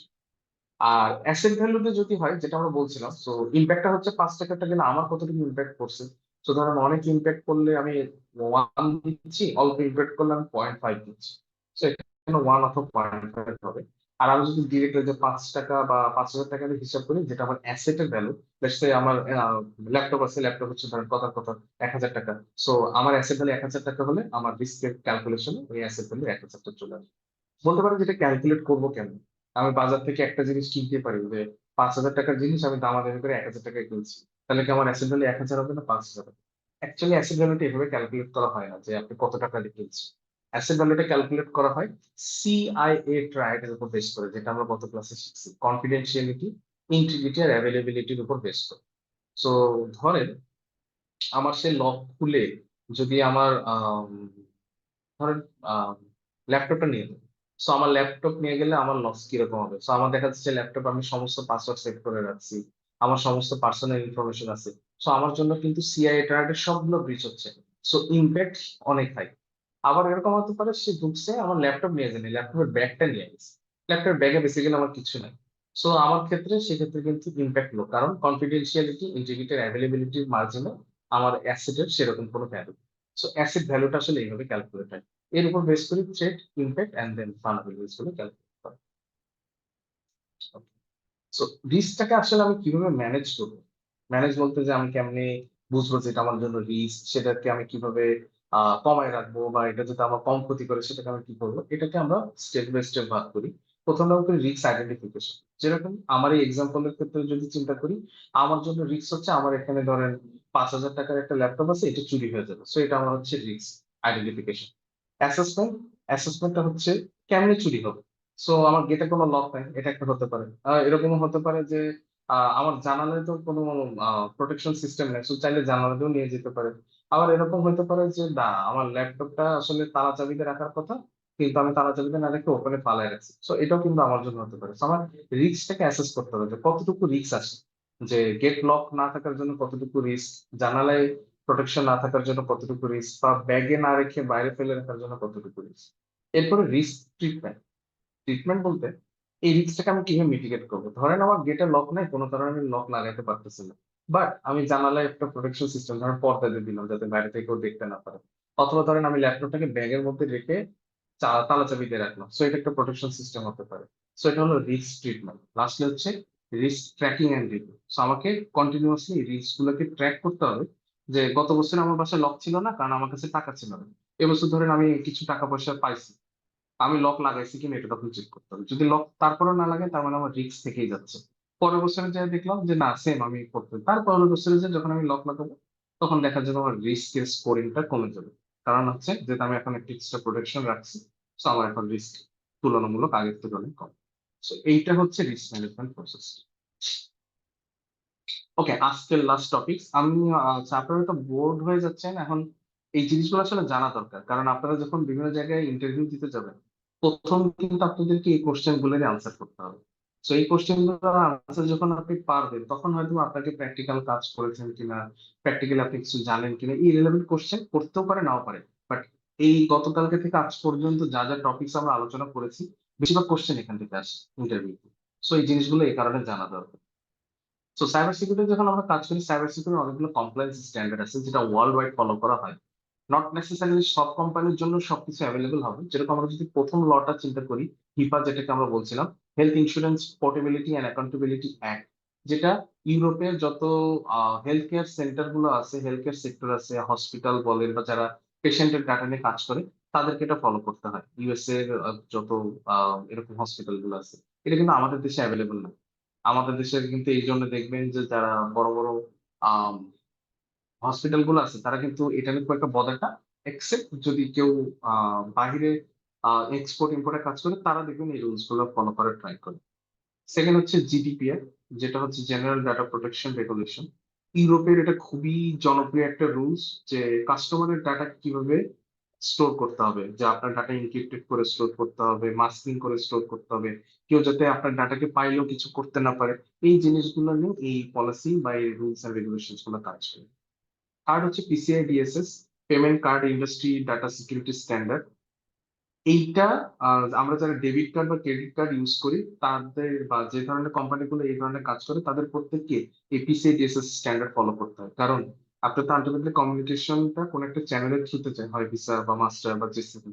সো এই ধরনের কমিউনিকেশন চ্যানেল গুলো যাইতে গেলে এই স্ট্যান্ডার্ড ফলো করা বাধ্যতামূলক। এইটা যদি সার্টিফাইড না হন, আপনাকে তারা নর্মালি ইউজ করতে দিবে না। ফোর্থ হচ্ছে ISO 27001।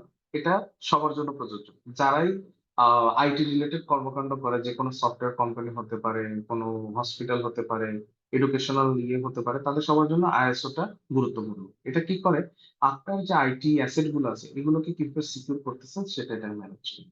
এরপরে আছে হচ্ছে সফট টু বা সার্ভিস অর্গানাইজেশন কন্ট্রোল টু। এইটা বেসিক্যালি ইউএসএ তো ফলো করে, বাট ওয়ার্ল্ড ওয়াইড সাইবার সিকিউরিটির জন্য আমাদের দেশেও এটা অনেক কোম্পানিতে চাওয়া হয়। এই সার্টিফিকেশনটা এইটা ভেরিফাই করে যে আপনি সিআই ট্রায়াল যেটা আছে এইটা প্রপারলি এনশিওর করতে পারেন। তার মানে হচ্ছে আপনার সাথে যদি আমি কাস্টমারের ডাটা রাখি, আপনি সেগুলোর কোনো মিস ইউজ হতে দিবেন না, বা সেই ধরনের প্রোটেকশন আপনার ইনভেন্ট নেওয়া আছে। সো এগুলো হচ্ছে খুবই কমন সার্টিফিকেশন। এরপরে আমাদের দেশে কিছু লোকাল সার্টিফিকেশন আছে, বিএফআইও আছে, বাংলাদেশ ব্যাংক আছে, ধরেন যে দুদক হতে পারে, বাংলাদেশে বিভিন্ন অ্যাক্ট আছে, সাইবার সিকিউরিটি অ্যাক্ট আছে। সো এই আইনগুলো ফলো করে আমাদেরকে কাজ করতে হবে। সো মোটামুটি এইটুকুই আজকের ক্লাসে। কারো যদি কোনো কোয়েরি থাকে আজকের ক্লাসে বলতে পারেন। আমরা মোটামুটি আজকে থিওরিটিক্যাল আলোচনাটা করছি, কজ এই জিনিসগুলো ইম্পর্টেন্ট। আবারও বলতেছি যে আপনি যে কোনো জায়গায় ইন্টারভিউ দিতে যান বা জবের অ্যাপ্লাই করেন, মোর অর লেস 60 to 70% বা তার চেয়ে বেশি কোশ্চেন এখান থেকে আসে। এরকমও আছে হয়তো এর বাইরে কেউ কোশ্চেনই করে না। এখানে হয়তো কিছু ইনডেপ যায়, কিছু বাড়তি কোশ্চেন করে, কিছু কম করে, বাট মোর অর লেস এই টপিক গুলোকে ফলো। সামনের ক্লাসে আমরা নেক্সট ক্লাসগুলোতে হ্যান্ডস অন সেট আপ করবো, এনভায়রনমেন্ট সেট আপ করবো আমরা। ভার্চুয়াল মেশিন ইনস্টলেশন হয়তো আমি দেখাবো না, বাট কালিটাকে আমি ইনস্টল করা দেখাবো। আমি নামায় রাখবো আগে, যাতে আপনাদেরকে দেখাতে আমার অসুবিধা না হয়। অ্যান্ড অলসো আপনারাও যদি আমার সাথে ফলো করতে চান, যে আমার সাথে আগাইতে চান, তাহলে ভার্চুয়াল মেশিন যে কোনো একটা, আইদার ভার্চুয়াল বক্স অথবা ভিএমওয়্যার আপনারা নামায় রাখতে পারেন, এবং কালি ওয়েবসাইট থেকে আপনারা কালি ভার্চুয়াল মেশিনটা নামায় রাখতে পারেন বেস্ট অন ইউরিয়া। আমি একটু দেখাই দিই, তাহলে মনে হয় আপনাদের জন্য ইজি হবে। আপনারা নামায় রাখতে পারেন। সো এটা হচ্ছে ওরাকল ভার্চুয়াল বক্স, এটা ফ্রি। আপনারা এইটা নামায় রাখতে পারেন। আমরা বেসিক্যালি এটা নিয়ে দেখা কাজ যায় না। করবো। ও স্ক্রিন দেখা আচ্ছা যায় আচ্ছা।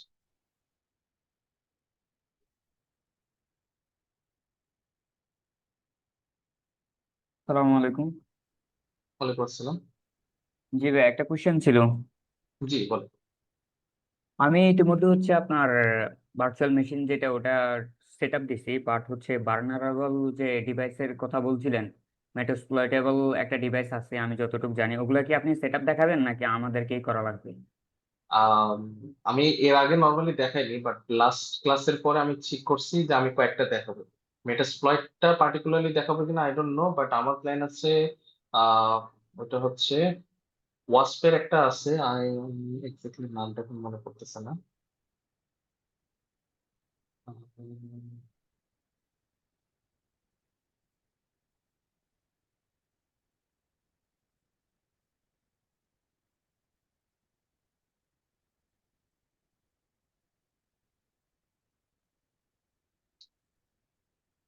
একটা হচ্ছে ডিভিডব্লিউ আমরা ইনস্টল করে দেখানোর ট্রাই করব।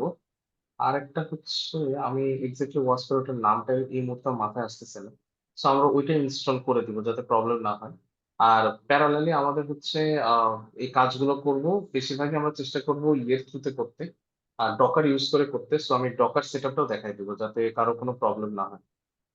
মাল্টিলিডি দিয়ে আমরা কাজ করতে পারি। মাল্টিলিডি যারা কাজ করতেছে তারা মাল্টিলিডি নিয়ে কাজ করবো, যারা ওয়াসপের জুস শপ নিয়ে কাজ করতে চায় তাদেরকে জুস শপ ইনস্টলেশন একটা দেখাবো। তো আমি এরকম দুই তিনটা দেখাবো। আর একটা সাইট আমি যেটাতে প্র্যাকটিস করাবো, সেটা হচ্ছে টেস্ট পিএইচপি ভালনারেবল ওয়েব। এটা পাবলিকলি অ্যাভেলেবল, এবং এইটার কাজই হচ্ছে আসলে এই অ্যাটাক সিনারিও গুলো এখান থেকে করা। মেবি এখন ডাউন আছে, আর কিছু সময় পরে আপ হয়ে যাবে। সো আমরা এটা নিয়ে কাজ করে ফেলবো। ওকে, আপনি সেট আপ করছেন, সমস্যা নেই, আমি বাকিগুলো দেখাই দেবো। আর এমনি তো যারা সেট আপ করেননি টেনশনের কিছু নাই, আপনারা জাস্ট করে ভার্চুয়াল বক্সটা ইনস্টল করে রেখেন, অথবা যারা ভিএমওয়্যার নিয়ে কাজ করতে চাচ্ছেন তারা ভিএমওয়্যারটা ইনস্টল করে রেখেন। বাকিটুকু আমরা দেখায় দেওয়ার ট্রাই করবো যতটুকু পসিবল হয়, আর কিছু তো ডেফিনেটলি আপনাকে নিজে করতে হবে, কারণ এই শর্ট সময় সবাইকে দেখানো সম্ভব না। আর আমি হয়তোবা অনেকের কিছু ট্রাবল শুটিং ইস্যু আসতে পারে, সো ট্রাবল শুটিং ইস্যু গুলো আসলে নিজেদেরকে সলভ করতে হবে অথবা সাপোর্ট ক্লাসে হেল্প করতে হবে। জি, ফারুক ভাই বলে। আসসালামু আলাইকুম ভাই। ভাই আমার প্রশ্নটা ওয়ালাইকুম হচ্ছে আসসালাম। যে মানে এই জিনিসটা আমার কেন জানি মনে হয় যারা আসলেই হ্যাক করে তারা কি এই যে মেটাস্প্লয়েট বলেন, এনম্যাপ বলেন, বা আরো যে টুল গুলা যেগুলো আসলে মানে ফেমাস টুল বা হচ্ছে যেগুলা এই কালির মধ্যে থাকে এগুলা ইউজ করে, নাকি তারা নিজেরা টুল বানায় ওকে, বানায় সো তারপর ট্রাই করে? রাইট, এইগুলো আসলে রিয়েল লাইফে কিরকম জিনিসপত্র হয় আসলে? রিয়েল লাইফে দুই রকমই আছে, আমি আপনাকে এক্সাম্পল দিই। ধরেন আপনি যখন এথিক্যাল হ্যাকিং এর কাজ করবেন, আপনার কাছে ধরেন স্ক্রিপ্ট বানানো নাই, কিন্তু কালিতে যে টুলস গুলো আছে বা ওপেন সোর্স যে টুলস গুলো আছে, এগুলোতে মানে দেখবেন মেজরিটি কভার করে যে এই টেস্টিং গুলোর জন্য এই টুলস, এই টেস্টিং গুলোর জন্য এই টুলস। সো নর্মালি যারা খুব মানে হেক্টিক ওয়েতে বা খুব তাড়াতাড়ি করতে পারে, কারণ সবসময় আপনি অনেক সময় পাবেন না, তারা কিন্তু এভাবে ট্রাই করে। বাট আপনি যাদের কথা বলতেছেন যে যাদের ধ্যান জ্ঞান হচ্ছে হ্যাকিং করা, যারা সারাদিন এটার পিছনে লেগে থাকে, তারা নিজেদের কাস্টম স্ক্রিপ্ট থাকে যেটা আপনি কখনোই পাবেন না, এবং সেই স্ক্রিপ্টটাও কিভাবে কাজ করে এটা আপনি কখনো জানবেন না, কারণ এটা তারা কখনোই পাবলিকলি দিবে না, এটা তাদের নিজেদের প্রপার্টি। বাট এইরকম স্ক্রিপ্ট ডেভেলপ করা হ্যাকারের পরিমাণ খুবই কম, এবং যারা করে তারা ডেডিকেটেডলি এই কাজই করে। তা আপনি যখন এজ এ এথিক্যাল হ্যাকার কাজ করবেন বা কোনো অর্গানাইজেশনের জন্য কাজ করবেন, আপনি আসলে এতটাও সময় পাবেন না যে আপনি নিজে এটাকে এক্সপ্লয়েট করবেন বা নিজে এরকম ধরনের স্ক্রিপ্ট তৈরি করবেন। হ্যাঁ, তবে এটা করা যায়। ধরেন যে আপনি চান এসকিউএল ইনজেকশনের একটা টুল পাইছেন, এসকিউএল ম্যাপ, যেটা আমরা দেখাবো। তো এসকিউএল ম্যাপ দিয়ে দেখতেছেন এসকিউএল ইনজেকশন হচ্ছে না, কিন্তু আপনি শিওর এখানে হবে, বা ওখানে ব্লাইন্ড এসকিউএল ইনজেকশন আছে। So আপনি নিজে কিছু স্ক্রিপ্ট লিখুন, এটা তো ডেফিনেটলি করতে হবে। এটার জন্য আসলে কিছুটা প্রোগ্রামিং ল্যাঙ্গুয়েজ আমাদেরকে ধীরে ধীরে শিখতে হবে। বাট আমরা যেহেতু এই কোর্সটা বিগিনারদের টার্গেট করে করা, সো আমরা বেশিরভাগ অপারেশন দেখাবো টুল বেস এন্ড সব ওপেন সোর্স, যাতে কারো শিখতে কোনো অসুবিধা না হয়। আপনি তো একটা পার্টিকুলার সেকশন পর্যন্ত শিখতে হবে, তার আগ পর্যন্ত তো আপনি আসলে এক্সপ্লয়েট ডেভেলপ করতে পারবেন। সো এই কোর্সের টার্গেট হচ্ছে পার্টিকুলার স্টেজটাকে কভার করা। কোন কোন টুলস শিখা সেট আপ করা লাগবে এইটা এখন আমি বলতেছি না, আপনি জাস্ট খালি আপাতত একটাই সেট আপ করেন, ভার্চুয়াল বক্স। আমি চ্যাটে দিয়ে দিচ্ছি, যাদের আসলে এটা নিয়ে কোশ্চেন, আপনারা ভার্চুয়াল বক্সটা আপাতত সেট আপ করে রাখেন। বাকিটুকু আমরা বলে দিব নেক্সট ক্লাসে, বা যতটুকু আমি পারি কভার করে দেওয়ার ট্রাই করবো। স্পেশালি একটা বা দুটো টুল আমরা এখানে ইনস্টল করে দেওয়ার ট্রাই করবো। Okay? হ্যাঁ, এই আর অ্যাসাইনমেন্ট কিভাবে কি করবো ওটা দেখাই বুঝাই দিয়েন তো। হ্যাঁ, অ্যাসাইনমেন্টও অ্যাসাইনমেন্টের বিষয়টা আচ্ছা বিষয়টা ওটা আসতেছে। কিভাবে ফাইলটা দিব বা লিঙ্ক দিতে বলে এরকম বুঝি নাই। মানে জমা দেওয়ার কথা বলতেছেন না অ্যাসাইনমেন্টে কি, এটা বুঝে দেওয়ার কথা বলতেছেন? সবগুলাই মানে কি জমা দিব বা বুঝি না এরকম। আচ্ছা, একটু বুঝে নে স্যার, একটু জমাটা একটু বুঝে দিতে পারলো হয়। জমাটা আসলে আমি বুঝিয়ে দিতে পারবো না, এইটা সাপোর্ট ক্লাসে বুঝিয়ে দিবে। কাইন্ডলি ওইখানে জিজ্ঞেস করেন, কারণ ওইটা আমার আন্ডারে না। বাট অ্যাসাইনমেন্টে কি দিয়েছে ওটা আমি আলোচনা করতেছি। আমি যেটা বলছিলাম, আমি ডাম্পস্টার ড্রাইভিং একজন জিজ্ঞেস করছেন। সো ডাম্পস্টার ড্রাইভিং কি, একটু আগে ওই যে এক্সাম্পল দিচ্ছিলাম, আমি নোটপ্যাডে আমার ইউজার আইডি পাসওয়ার্ড লিখে রাখি, রাইট? সো পাসওয়ার্ড টাসওয়ার্ড লিখে রেখে আমার কাজ শেষ, আমি হয়তো ওটা ছিঁড়ে ডাস্টবিনে ফেলে দিচ্ছি। সো ডাম্পস্টার ড্রাইভিং হচ্ছে আমি কোনো কারণে এই আপনার ডাস্টবিনটাকে অ্যাক্সেস করতে পারতেছি, যে আপনি বাইরে ফেলে রেখেছেন, আমি ওখান থেকে কাগজগুলো নিয়ে সবগুলো এরকম জোড়া করে দিয়েছি, দিয়ে দেখতে পাচ্ছি আচ্ছা আপনার ইউজার আইডি এটা, পাসওয়ার্ড এটা। সো এটা হচ্ছে ডাম্পস্টার ড্রাইভিং। আচ্ছা, অ্যাসাইনমেন্ট গুলোর ডেমো বা কিভাবে মেক করবেন এটা আপনার চয়েস, এখানে আমি বলি আমি চাইলে আপনাদেরকে একটা প্যাটার্ন দিতে পারি যে অ্যাসাইনমেন্ট দিতে গেলে আমাকে এইভাবে দিতে হবে, বাট আমি এটা দিব না। কারণ আপনাদেরকে আজকে একটা জিনিস বলছি যে technical skill and non technical skill বা সফট স্কিল।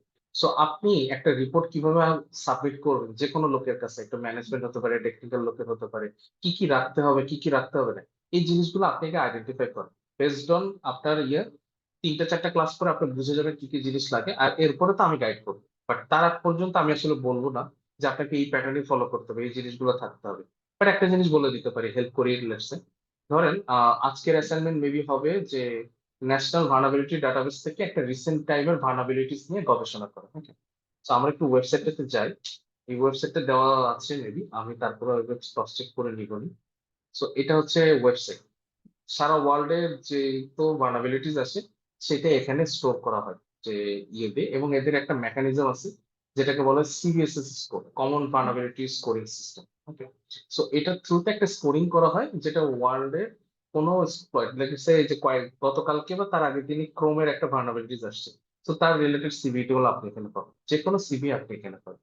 কেমনে কাজ করবেন, আপনি এটাতে যাবেন, এই সাইটটাতে এনভিডি এনআইএসটি, এখানে দেখেন সার্চে আছে, সার্চে যাবেন, এখানে দেখেন এমনি তো লাস্ট 20 আছে।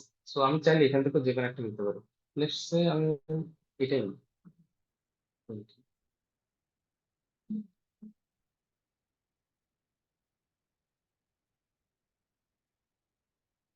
ওকে, 2025-এর এটা মনে হয় লেটেস্ট একটা আসছে ফাইন্ডিংস 2025-এ। ওকে, এখানে সিবিএসএস 4 আছে, 3 আছে, 2 আছে। সিবিএস যেটা বলছিলাম একটা স্কোরিং মেথড, স্কোরিং মেথডটা নিয়ে আপনাদেরকে একটা অ্যাসাইনমেন্ট দেওয়া হবে, সমস্যা নেই, আপাতত দিচ্ছি না।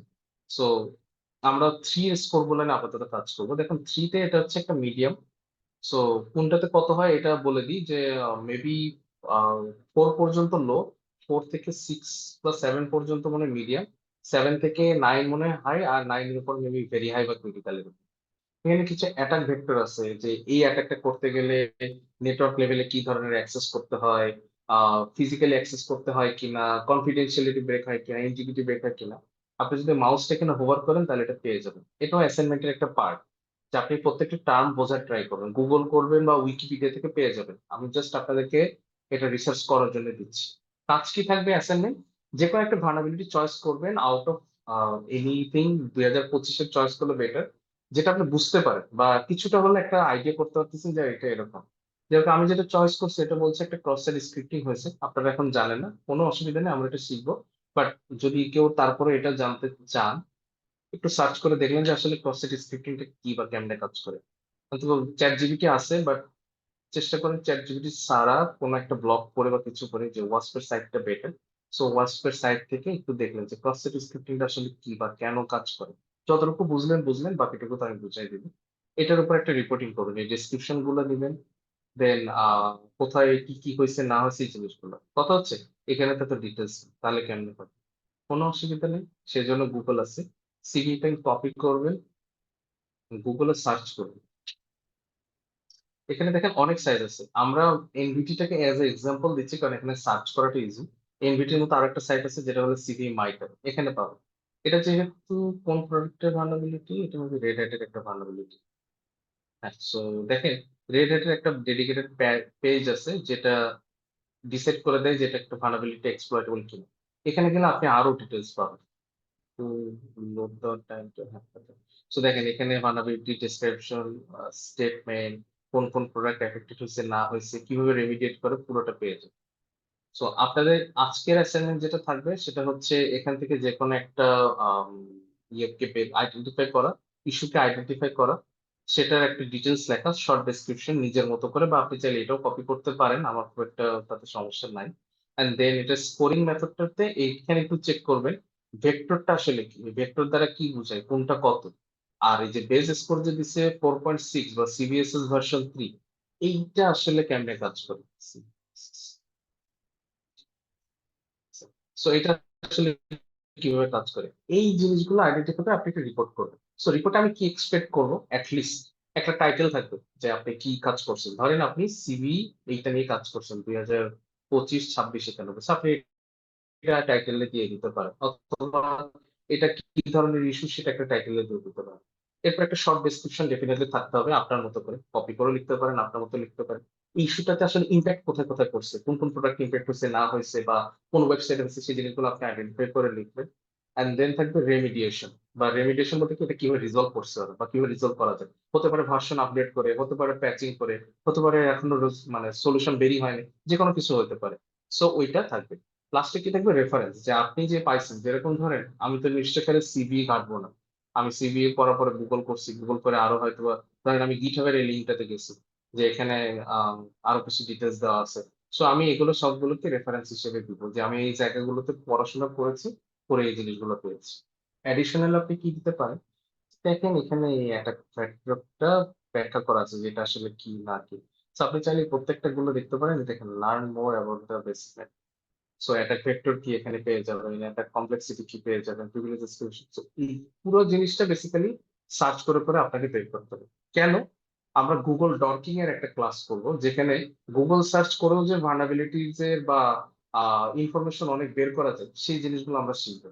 সো এই কারণে সার্চিং করে ইনফরমেশন কই থেকে নিব, কই পাবো, এমনকি এটাও হতে পারে যে আপনি এগুলোর কোন একটা সাইট থেকে কি কই ইয়েটা চালাইছে, এক্সপ্লয়েটটা চালাইছে সেটাও বের করতে পারেন। ধরেন মেবি এই সাইটে পাইতে পারি, হ্যাঁ এখানে দেখেন কি স্ক্রিপ্ট চালাইছে না চালাইছে সেটাও পেয়ে যাবেন। সো এটা একটা ফাইন্ডিংস হতে পারে। জিনিসগুলো তো বেসিক্যালি শেখা। সাইবার সিকিউরিটিতে কাজ করতে গেলে যেটা আমরা বলছি যে আপনাকে প্রতিদিন আপ টু ডেট থাকতে হবে, পড়াশোনা করতে হবে, ব্লগ পড়তে হবে, বই পড়তে হবে। সো এই জিনিসগুলো থেকে আপনি তখন শিখতে পারবেন। আপনাকে তার কেউ জানাবে না যে কোথায় কি হচ্ছে। আর আপনার পক্ষে সারা ওয়ার্ল্ডের কই কি হচ্ছে এটা তো জানা এইভাবে ছাড়া আর কোনো ওয়ে নেই। সো এই জিনিসটা করতে হবে। ওকে, আর কারো কোনো কোয়েরি আছে? ও আচ্ছা, দুটো কোয়েরি আছে। ভার্চুয়াল মেশিন ইনস্টলেশন দেন কি সম্পূর্ণ সেটআপটা দেখাই দিলে ভালো হয়। হ্যাঁ, ভার্চুয়াল মেশিন ইনস্টলটা আপনারা করে ফেলবেন, বাকিটুকু আমি দেখাই দিব। আমি বলছি আমি কালিটা নামায় রাখবো বাই দ্য ওয়ে। ভাই কালিটা ইউটিউবে অনেক রিসোর্স আছে, ভালো ভালো। হ্যাঁ ইউটিউব থেকেও শিখতে পারেন। রাইট, ডাউনলোড দেওয়াই তো আপনাদের যে ভালো কোনো লাগবে না। থেকেই শিখতে পারেন। হ্যাঁ, আমি বিডিআইএক্স লাগাই ডাউনলোড করে নিছি। আচ্ছা সমস্যা নেই, এই যে গেট কালিটা নামাই নিবেন। গেট কালিতে যাবেন, এখানে যাওয়ার পরে দেখেন ভার্চুয়াল মেশিনের যেটা আছে এখানে যাবেন। কেউ যদি ভিএমওয়ার নামান সে ভিএমওয়ার একটা নামাবেন, যারা ভার্চুয়াল বক্স নামাইতেছেন তারা ভার্চুয়াল বক্সের ভার্সনটা নামাবেন। বাস এইটুকু পর্যন্ত কাজ। এরপরে এক্সট্রাক্ট করে রাখবেন, বাকিটুকু আমরা নেক্সট ক্লাসে দেখাই দেবো। ভাই আমি তো পুরো আইওএস ফাইল ডাউনলোড দিয়ে ওইটা দিয়ে করছি, মানে হ্যাঁ যেটাতে সুবিধা হয়, আপনি যদি আইএসও ফাইল দিয়ে পারেন খুবই ভালো। হ্যাঁ ওইটা দিয়ে করছি, ওইটা দিয়ে ভালো হয়, মানে ভিউটা ভালো দেখা হ্যাঁ যায়। ঠিক আছে, নো ইস্যুস, আপনারা যেটাতে পারেন। বাট আমরা যেহেতু সবার জন্য ইজি করার ট্রাই করতেছি, সো এটা আমি জেনারিক সাজেশন দিলাম। এমন না যে এই প্রসেসে করতে হবে, আপনার যেটাতে ভালো লাগে। আপনি যদি মনে করেন আপনার আলাদা ডিভাইস আছে, আপনি কেন এগুলোর জন্য না হবেন, আপনি ডিরেক্টলি আইএসও নামান, এখানে নিচে আইএসও পাবেন। মোবাইলে যদি কেউ করতে চান, মোবাইলের ভার্সন আছে নেট প্রো হান্টার, সেটা মোবাইলে কালি লিনাক্স চালানো যায়। কারো যদি ক্লাউড থাকে, কন্টেনার থাকে, এনিথিং, নাথিং এখানে যে এইটাই করতে হবে।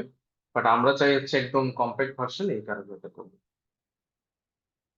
So thank you so much. জি, ওই যে কারো কোনো কোয়েরি আছে? ভিএমওয়্যার কথা বলতে হবে, জি বলেন। এটা ওই যে ডাউনলোড কোনটা দিই, ওই যে ভিএম অর্কেস্ট্রেশন ফর পিসি নাকি প্রথম যেটা আছে ওটাই?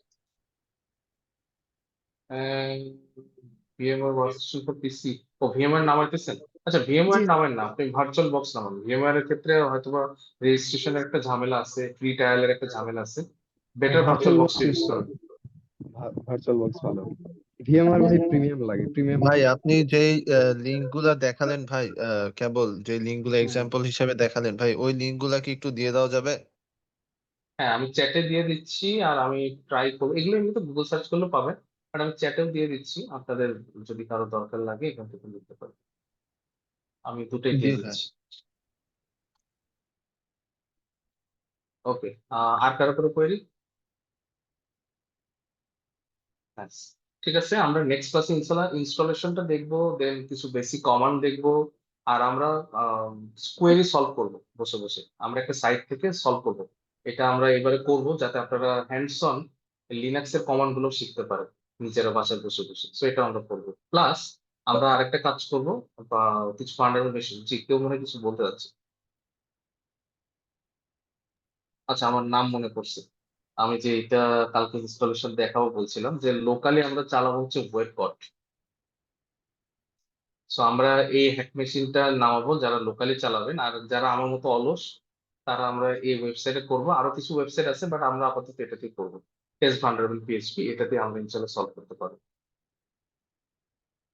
ওকে, আর এর বাইরে যারা মেটাস্প্লয়েট নিয়ে কাজ করতে যাচ্ছেন, বা ধরেন যে মাল্টিলিটি নিয়ে কাজ করতে যাচ্ছেন, বা অন্য যে কোনো ভার্চুয়াল মেশিন নিয়ে কাজ করতে যাচ্ছেন, তারা করতে পারবেন। আমি অনেকগুলো অপশন দিব, বাট সবগুলো আমি ডাউনলোড করে আসলে দেখাবো না। একটা বা দুটা ইনস্টলেশন দেখাবো, বাকিগুলো নিজেরা করবো। Okay, so thank you so much. আমরা ক্লাসটা আজকে এখানে শেষ করি। আমি অলরেডি স্লাইডটা গতদিনই শেয়ার করে দিয়েছি। সো এটা আমি আজকে শেয়ার করব না, বাকি রিসোর্স গুলো আপনারা পেয়ে যাবেন। ভাই আপনি আচ্ছা একটা একটা সাইট দেখালেন না যেখানে অ্যাটাক করার পর মানে কোন কোন থেকে কোন স্ক্রিপ্ট চালায় অ্যাটাক করা হয়েছে ভাই, ওইটা একটু শেয়ার করে দিতেন যদি। ও, ওই সাইটটা তো গুগল খুললে পেয়ে যাবেন, আমি এখন পাবো কিনা এটা হলো দেখি। হ্যাঁ, মানে সুডান, আমি পাবো না। sudan.io, ওইটা নিয়ে একটু হ্যাঁ, যদি বলতেন, ওটা প্রিমিয়াম কি দরকার হবে? প্রিমিয়াম দরকার হবে না, আমরা ফ্রিতে দেখাবো এবং এটা আছে, আমরা এখন বলবো না, যেহেতু আমি অলরেডি এটা পড়াবো, তো আমি এটা এখন বলবো না। আমরা সোডানটা দেখবো, সেন্সিস দেখবো, সো এগুলো দেখবো এবং ফ্রিটাই দেখবো। মানে আমরা কোনো এমন, আমি লগ ইনও করবো না। আপনারা যদি চান লগ ইন করতে, লগ ইন করে দেখতে পারেন, আমি লগ ইনও করবো না। লগ ইন না করে যতটুকু ইনফরমেশন দেখানো যায়, বেসিক্যালি আমি ট্রাই করবো আপনাদের পরিচয় করে দেওয়ার, এরপরে কতটুকু এক্সপ্লোর করবেন এটা আপনাদের উপর। আর পুরো কোর্সটাতে একটা জিনিস মাথায় রাখবেন, চাইলেই যে কোনো ওয়েবসাইটের উপরে আপনারা কিন্তু অ্যাটাক করতে পারবেন না। আপনারা এথিক্যাল হ্যাকিং এর কোর্স করতেছেন, সো কোড অফ কন্ডাক্ট বজায় রাখাটা খুবই খুবই জরুরি। আমি এই কারণেই আপাতত না, আমরা নেক্সটে যখন সাইট দিয়ে দিব এবং পার্নাবল মেশিন গুলো আমাদের এখানে ইনস্টল করব, উদ্দেশ্য একটাই, যাতে বাইরে আমরা যে কোনো ওয়েবসাইটে অ্যাটাক করতে না হয়। এরপরও যদি কারো মনে হয় যে না, আমি আসলে এগুলোতে বাইরে একটু দেখতে চাচ্ছি, আমি এই জিনিসটা শিখছি অন্য কোথাও পাই কিনা, তার জন্য কোন স্কোপ আছে, কই থেকে নেবেন এটা বলে দিব। আর কারো যদি এরকম থাকে আমার নিজের একটা ওয়েবসাইট আছে ভাই, আমার ওয়েবসাইটে আমি করবো, সমস্যা কি, করতে পারেন, এটা তো আমার কোনো অসুবিধা নেই। কিংবা ধরেন আপনার পরিচিত কারো আছে, তার সাথে আপনি পুরো রিটেন কমিউনিকেশন দিবেন যে ভাই এই জিনিস করব, আপনি এটা বসে গেলে যাইতে পারে, আপনার কোনো সমস্যা আছে কিনা, এই জিনিসগুলো কমিউনিকেশন করে দেন কোনো জায়গায় আপনারা এটা করবেন। আচ্ছা, কালির কোন ভার্সনটা, কালির কোনো ভার্সনে লেটেস্টটাই নামবে। আপনি যদি ওই আমি যে ওয়েবসাইটে দেখালাম গেট কালি, ওখান থেকে যদি নামান, ওখান থেকে লেটেস্টটাই নামবে। এরপরে এমনিতে আমরা কালি আপডেট করবো, সো সমস্যা নেই, লেটেস্টেই হয়ে যাবে অটোমেটিক। হ্যাঁ, সোশ্যাল, আপনার ওটা আমি দেখছি, আমি এখনো ইচ্ছে করে আনসার করি নাই। সোশ্যাল ইঞ্জিনিয়ারিং এর আমাদের একটা কোর্স আছে, আমাকে কাইন্ডলি ওই দিন নোটিফাই করবেন, আমি আপনাকে বই দিয়ে দিব, নাম দিয়ে দিব। আপনি আশা করি পেয়ে যাবেন। অবশ্যই যে কয়টা বই আমি একটা দুটো দিব, সবগুলো মেবি প্রিমিয়াম। সো যদি কোনো ওয়েব জানা থাকে আপনার নামানোর, ফ্রিতে প্রিমিয়াম ছাড়া আপনি নামাই নিতে পারেন, আমার আপত্তি নেই। টরেন্ট হতে পারে, যদিও এটা নট সাজেস্টেড। দেখ, ওকে, কার্লি লিনাক্স নামাতে হবে। কালি লিনাক্স, ওই যে সফটওয়্যার না কি বললাম, কার্লি। লিনাক্স, হ্যাঁ। জি। আহ, জি, এটা কি হবে, এটা নামাইতে হবে, হ্যাঁ। এটা না নামাইলে আসলে এটা 3-4 জিবির ফাইল তো। সো আপনি যদি এখন আমার সাথে বসে বসে নামাইতে থাকেন, তাহলে আমারও সময় নষ্ট, আপনারও সময় নষ্ট। কারণ এই সব সময় আমি আসলে ডাউনলোড করাটা দেখায় তো খুব একটা উপকার নাই আমার, রাইট? সো ডাউনলোডিংটা আপনারা নিজেরা করে ফেলবেন ইন দ্য মিন টাইম। এখান থেকে আমরা যেহেতু ভার্চুয়াল বক্স করবো, সবাই একই প্যাটার্নই থাকি, আপনারা ভার্চুয়াল বক্সটাই নামান এবং জাস্ট এখানে ডাউনলোডে ক্লিক করলে হবে। কেউ যদি চান টরেন্টে নামাইতে, সে টরেন্টে নামাইতে পারে। জাস্ট এইটুকু কাজ, বাকিটুকু এটা ইনস্টলেশন এন্ড আপডেট এটা আমরা পাওয়ার পরে করবো, আর এরপরে কিছু পরিচিতি করবো, কোন কোন টুলস আছে, কি আছে না আছে, ডাউনলোড করে এরকম দিলো, কিছু কাজ ইনস্টল আপনি করবো। দেখাবেন ক্লাসে নাকি? হ্যাঁ, ইনস্টলেশন দেখাবো, ইনস্টলেশন আইডি। বেসিক্যালি কিছুই না, স্টিল দেখাবো, আমি সমস্যা নেই। কিন্তু আপনাকে একটা জিনিস ইনস্টল করতে হবে, এটা নামায় রাখতে হবে, ইনস্টল আপনাকে এটা করে রাখতে হবে, ভার্চুয়াল বক্স। এটা ইনস্টলেশন আমি দেখাবো না, কারণ এখানে ইনস্টল করতে গেলে জেআরই লাগবে, জেডিকে লাগবে, ওই জিনিসগুলো আপনারা নামায় নিয়ে রাখতে হবে। এখন এগুলো আমি সবগুলো এখানে বসে বসে দেখাতে গেলে অনেক সময় লাগবে, সো ওটা আমি দেখাবো না। ওকে, সো আপনারা জাস্ট ডাউনলোড করবেন, ইনস্টল করবেন, ইনস্টলেশনের সময় যদি কারো জাভা রিলেটেড ইস্যু হয়, জাভার লেটেস্ট ভার্সনটা নামালে এই প্রবলেমটা সলভ হয়ে যাবে। ওইটা কোনো টিউটোরিয়াল বা ভিডিও ক্লাস আছে আপনার? ওটা দেখে দেখে পাবো। না, আমার কোনো ভিডিও ক্লাস নাই, তবে ইউটিউবে পেয়ে যাবেন। মানে এটার জন্য আসলে আমার উপর ডিপেন্ডেন্ট না থাকলেও চলবে। এমনকি আপনি চাইলে ভার্চুয়াল বক্সটা নামায়, যে তালির ভার্চুয়াল বক্সের জন্য যে গেমটা আছে, এটা নামে আপনি ইউটিউব দেখে দেখে ইনস্টল করে রাখতে পারবেন, খুব একটা মেজর কিছু না। বাট তারপর এটা আমি দেখাই দিব, আপনারা জাস্ট করে ভার্চুয়াল বক্সটা নামাই নিন, তাহলে হবে। খুবই ইজি, বেশিরভাগের জাভা অলরেডি ইনস্টল করাই থাকে, সেটা ডাউনলোড করে জাস্ট এই click next next next install, শেষ। ভাই আপনি বাকি তো একটু ইউটিউব সার্চ করেন, সব পাবেন, সব পাবেন, A to Z। না, সমস্যা নেই, কারো যদি অত খুঁজতে অসুবিধা হয় খুঁজেন না, আমার আপত্তি নেই, বাট এইটুকু জাস্ট খালি নামায় রাখেন। হ্যাঁ, এটি ইনস্টলেশন দেখাতে গেলে আসলে আলটিমেটলি টাইম নষ্ট, 10-15 মিনিট, যেটার কোনো মিনিং নেই, এইটা আপনার কোনো কাজে আসবে না। ঠিক আছে, thank you so much. Next class ইনশাল্লাহ দেখা হবে আপনাদের সাথে। সবাই ভালো থাকেন, আর যা যতটুকু দেখাচ্ছি, যা করাচ্ছি, এটা একটু করেন। অ্যাসাইনমেন্টের জন্য যে এক্সপ্লোরেশনটা দেওয়া হয়েছে, এটা রিজন একটা না যে গেলেন প্রথমটা চয়েস করলেন সেটা নিলেন, তা না। আপনি একটু কয়েকটা পড়বেন এবং বোঝার ট্রাই করবেন কোনটা আপনার জন্য তুলনামূলক ইজি হয়, কোনটা বুঝতে আপনার সুবিধা হবে। বা আপনি পার্টিকুলার ওই রিলেভেন্ট সিভি সার্চ করেন, একটু দেখাই দিন। ধরেন আপনি কথার কথা ক্রোম ভালো বোঝে, ঠিক আছে? সো আপনি লেখেন যে sorry,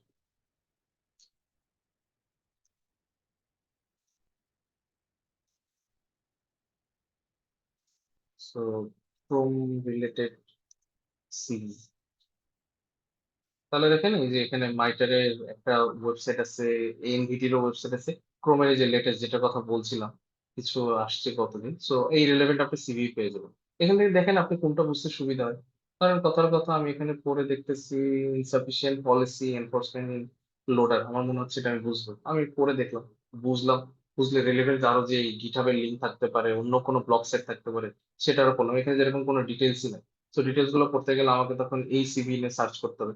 সো এই কাজগুলো আপনাদেরকে শিখতে হবে, কারণ যখন আপনি সাইবার সিকিউরিটিতে কাজ করবেন আলটিমেটলি এই সার্চিং গুলো আপনাকে নিজে শিখতে হবে, এটার কোনো গাইডলাইন নেই, এটা আপনাকে নিজে নিজে করা শিখতে হবে। এই কারণে এটা বলা যে এই জিনিসটা একটু ভালো করে ট্রাই করছি। Okay, so thank you so much. Next ক্লাসে ইনশাআল্লাহ আবার কথা হবে। আসসালামু আলাইকুম। আসসালামু আলাইকুম।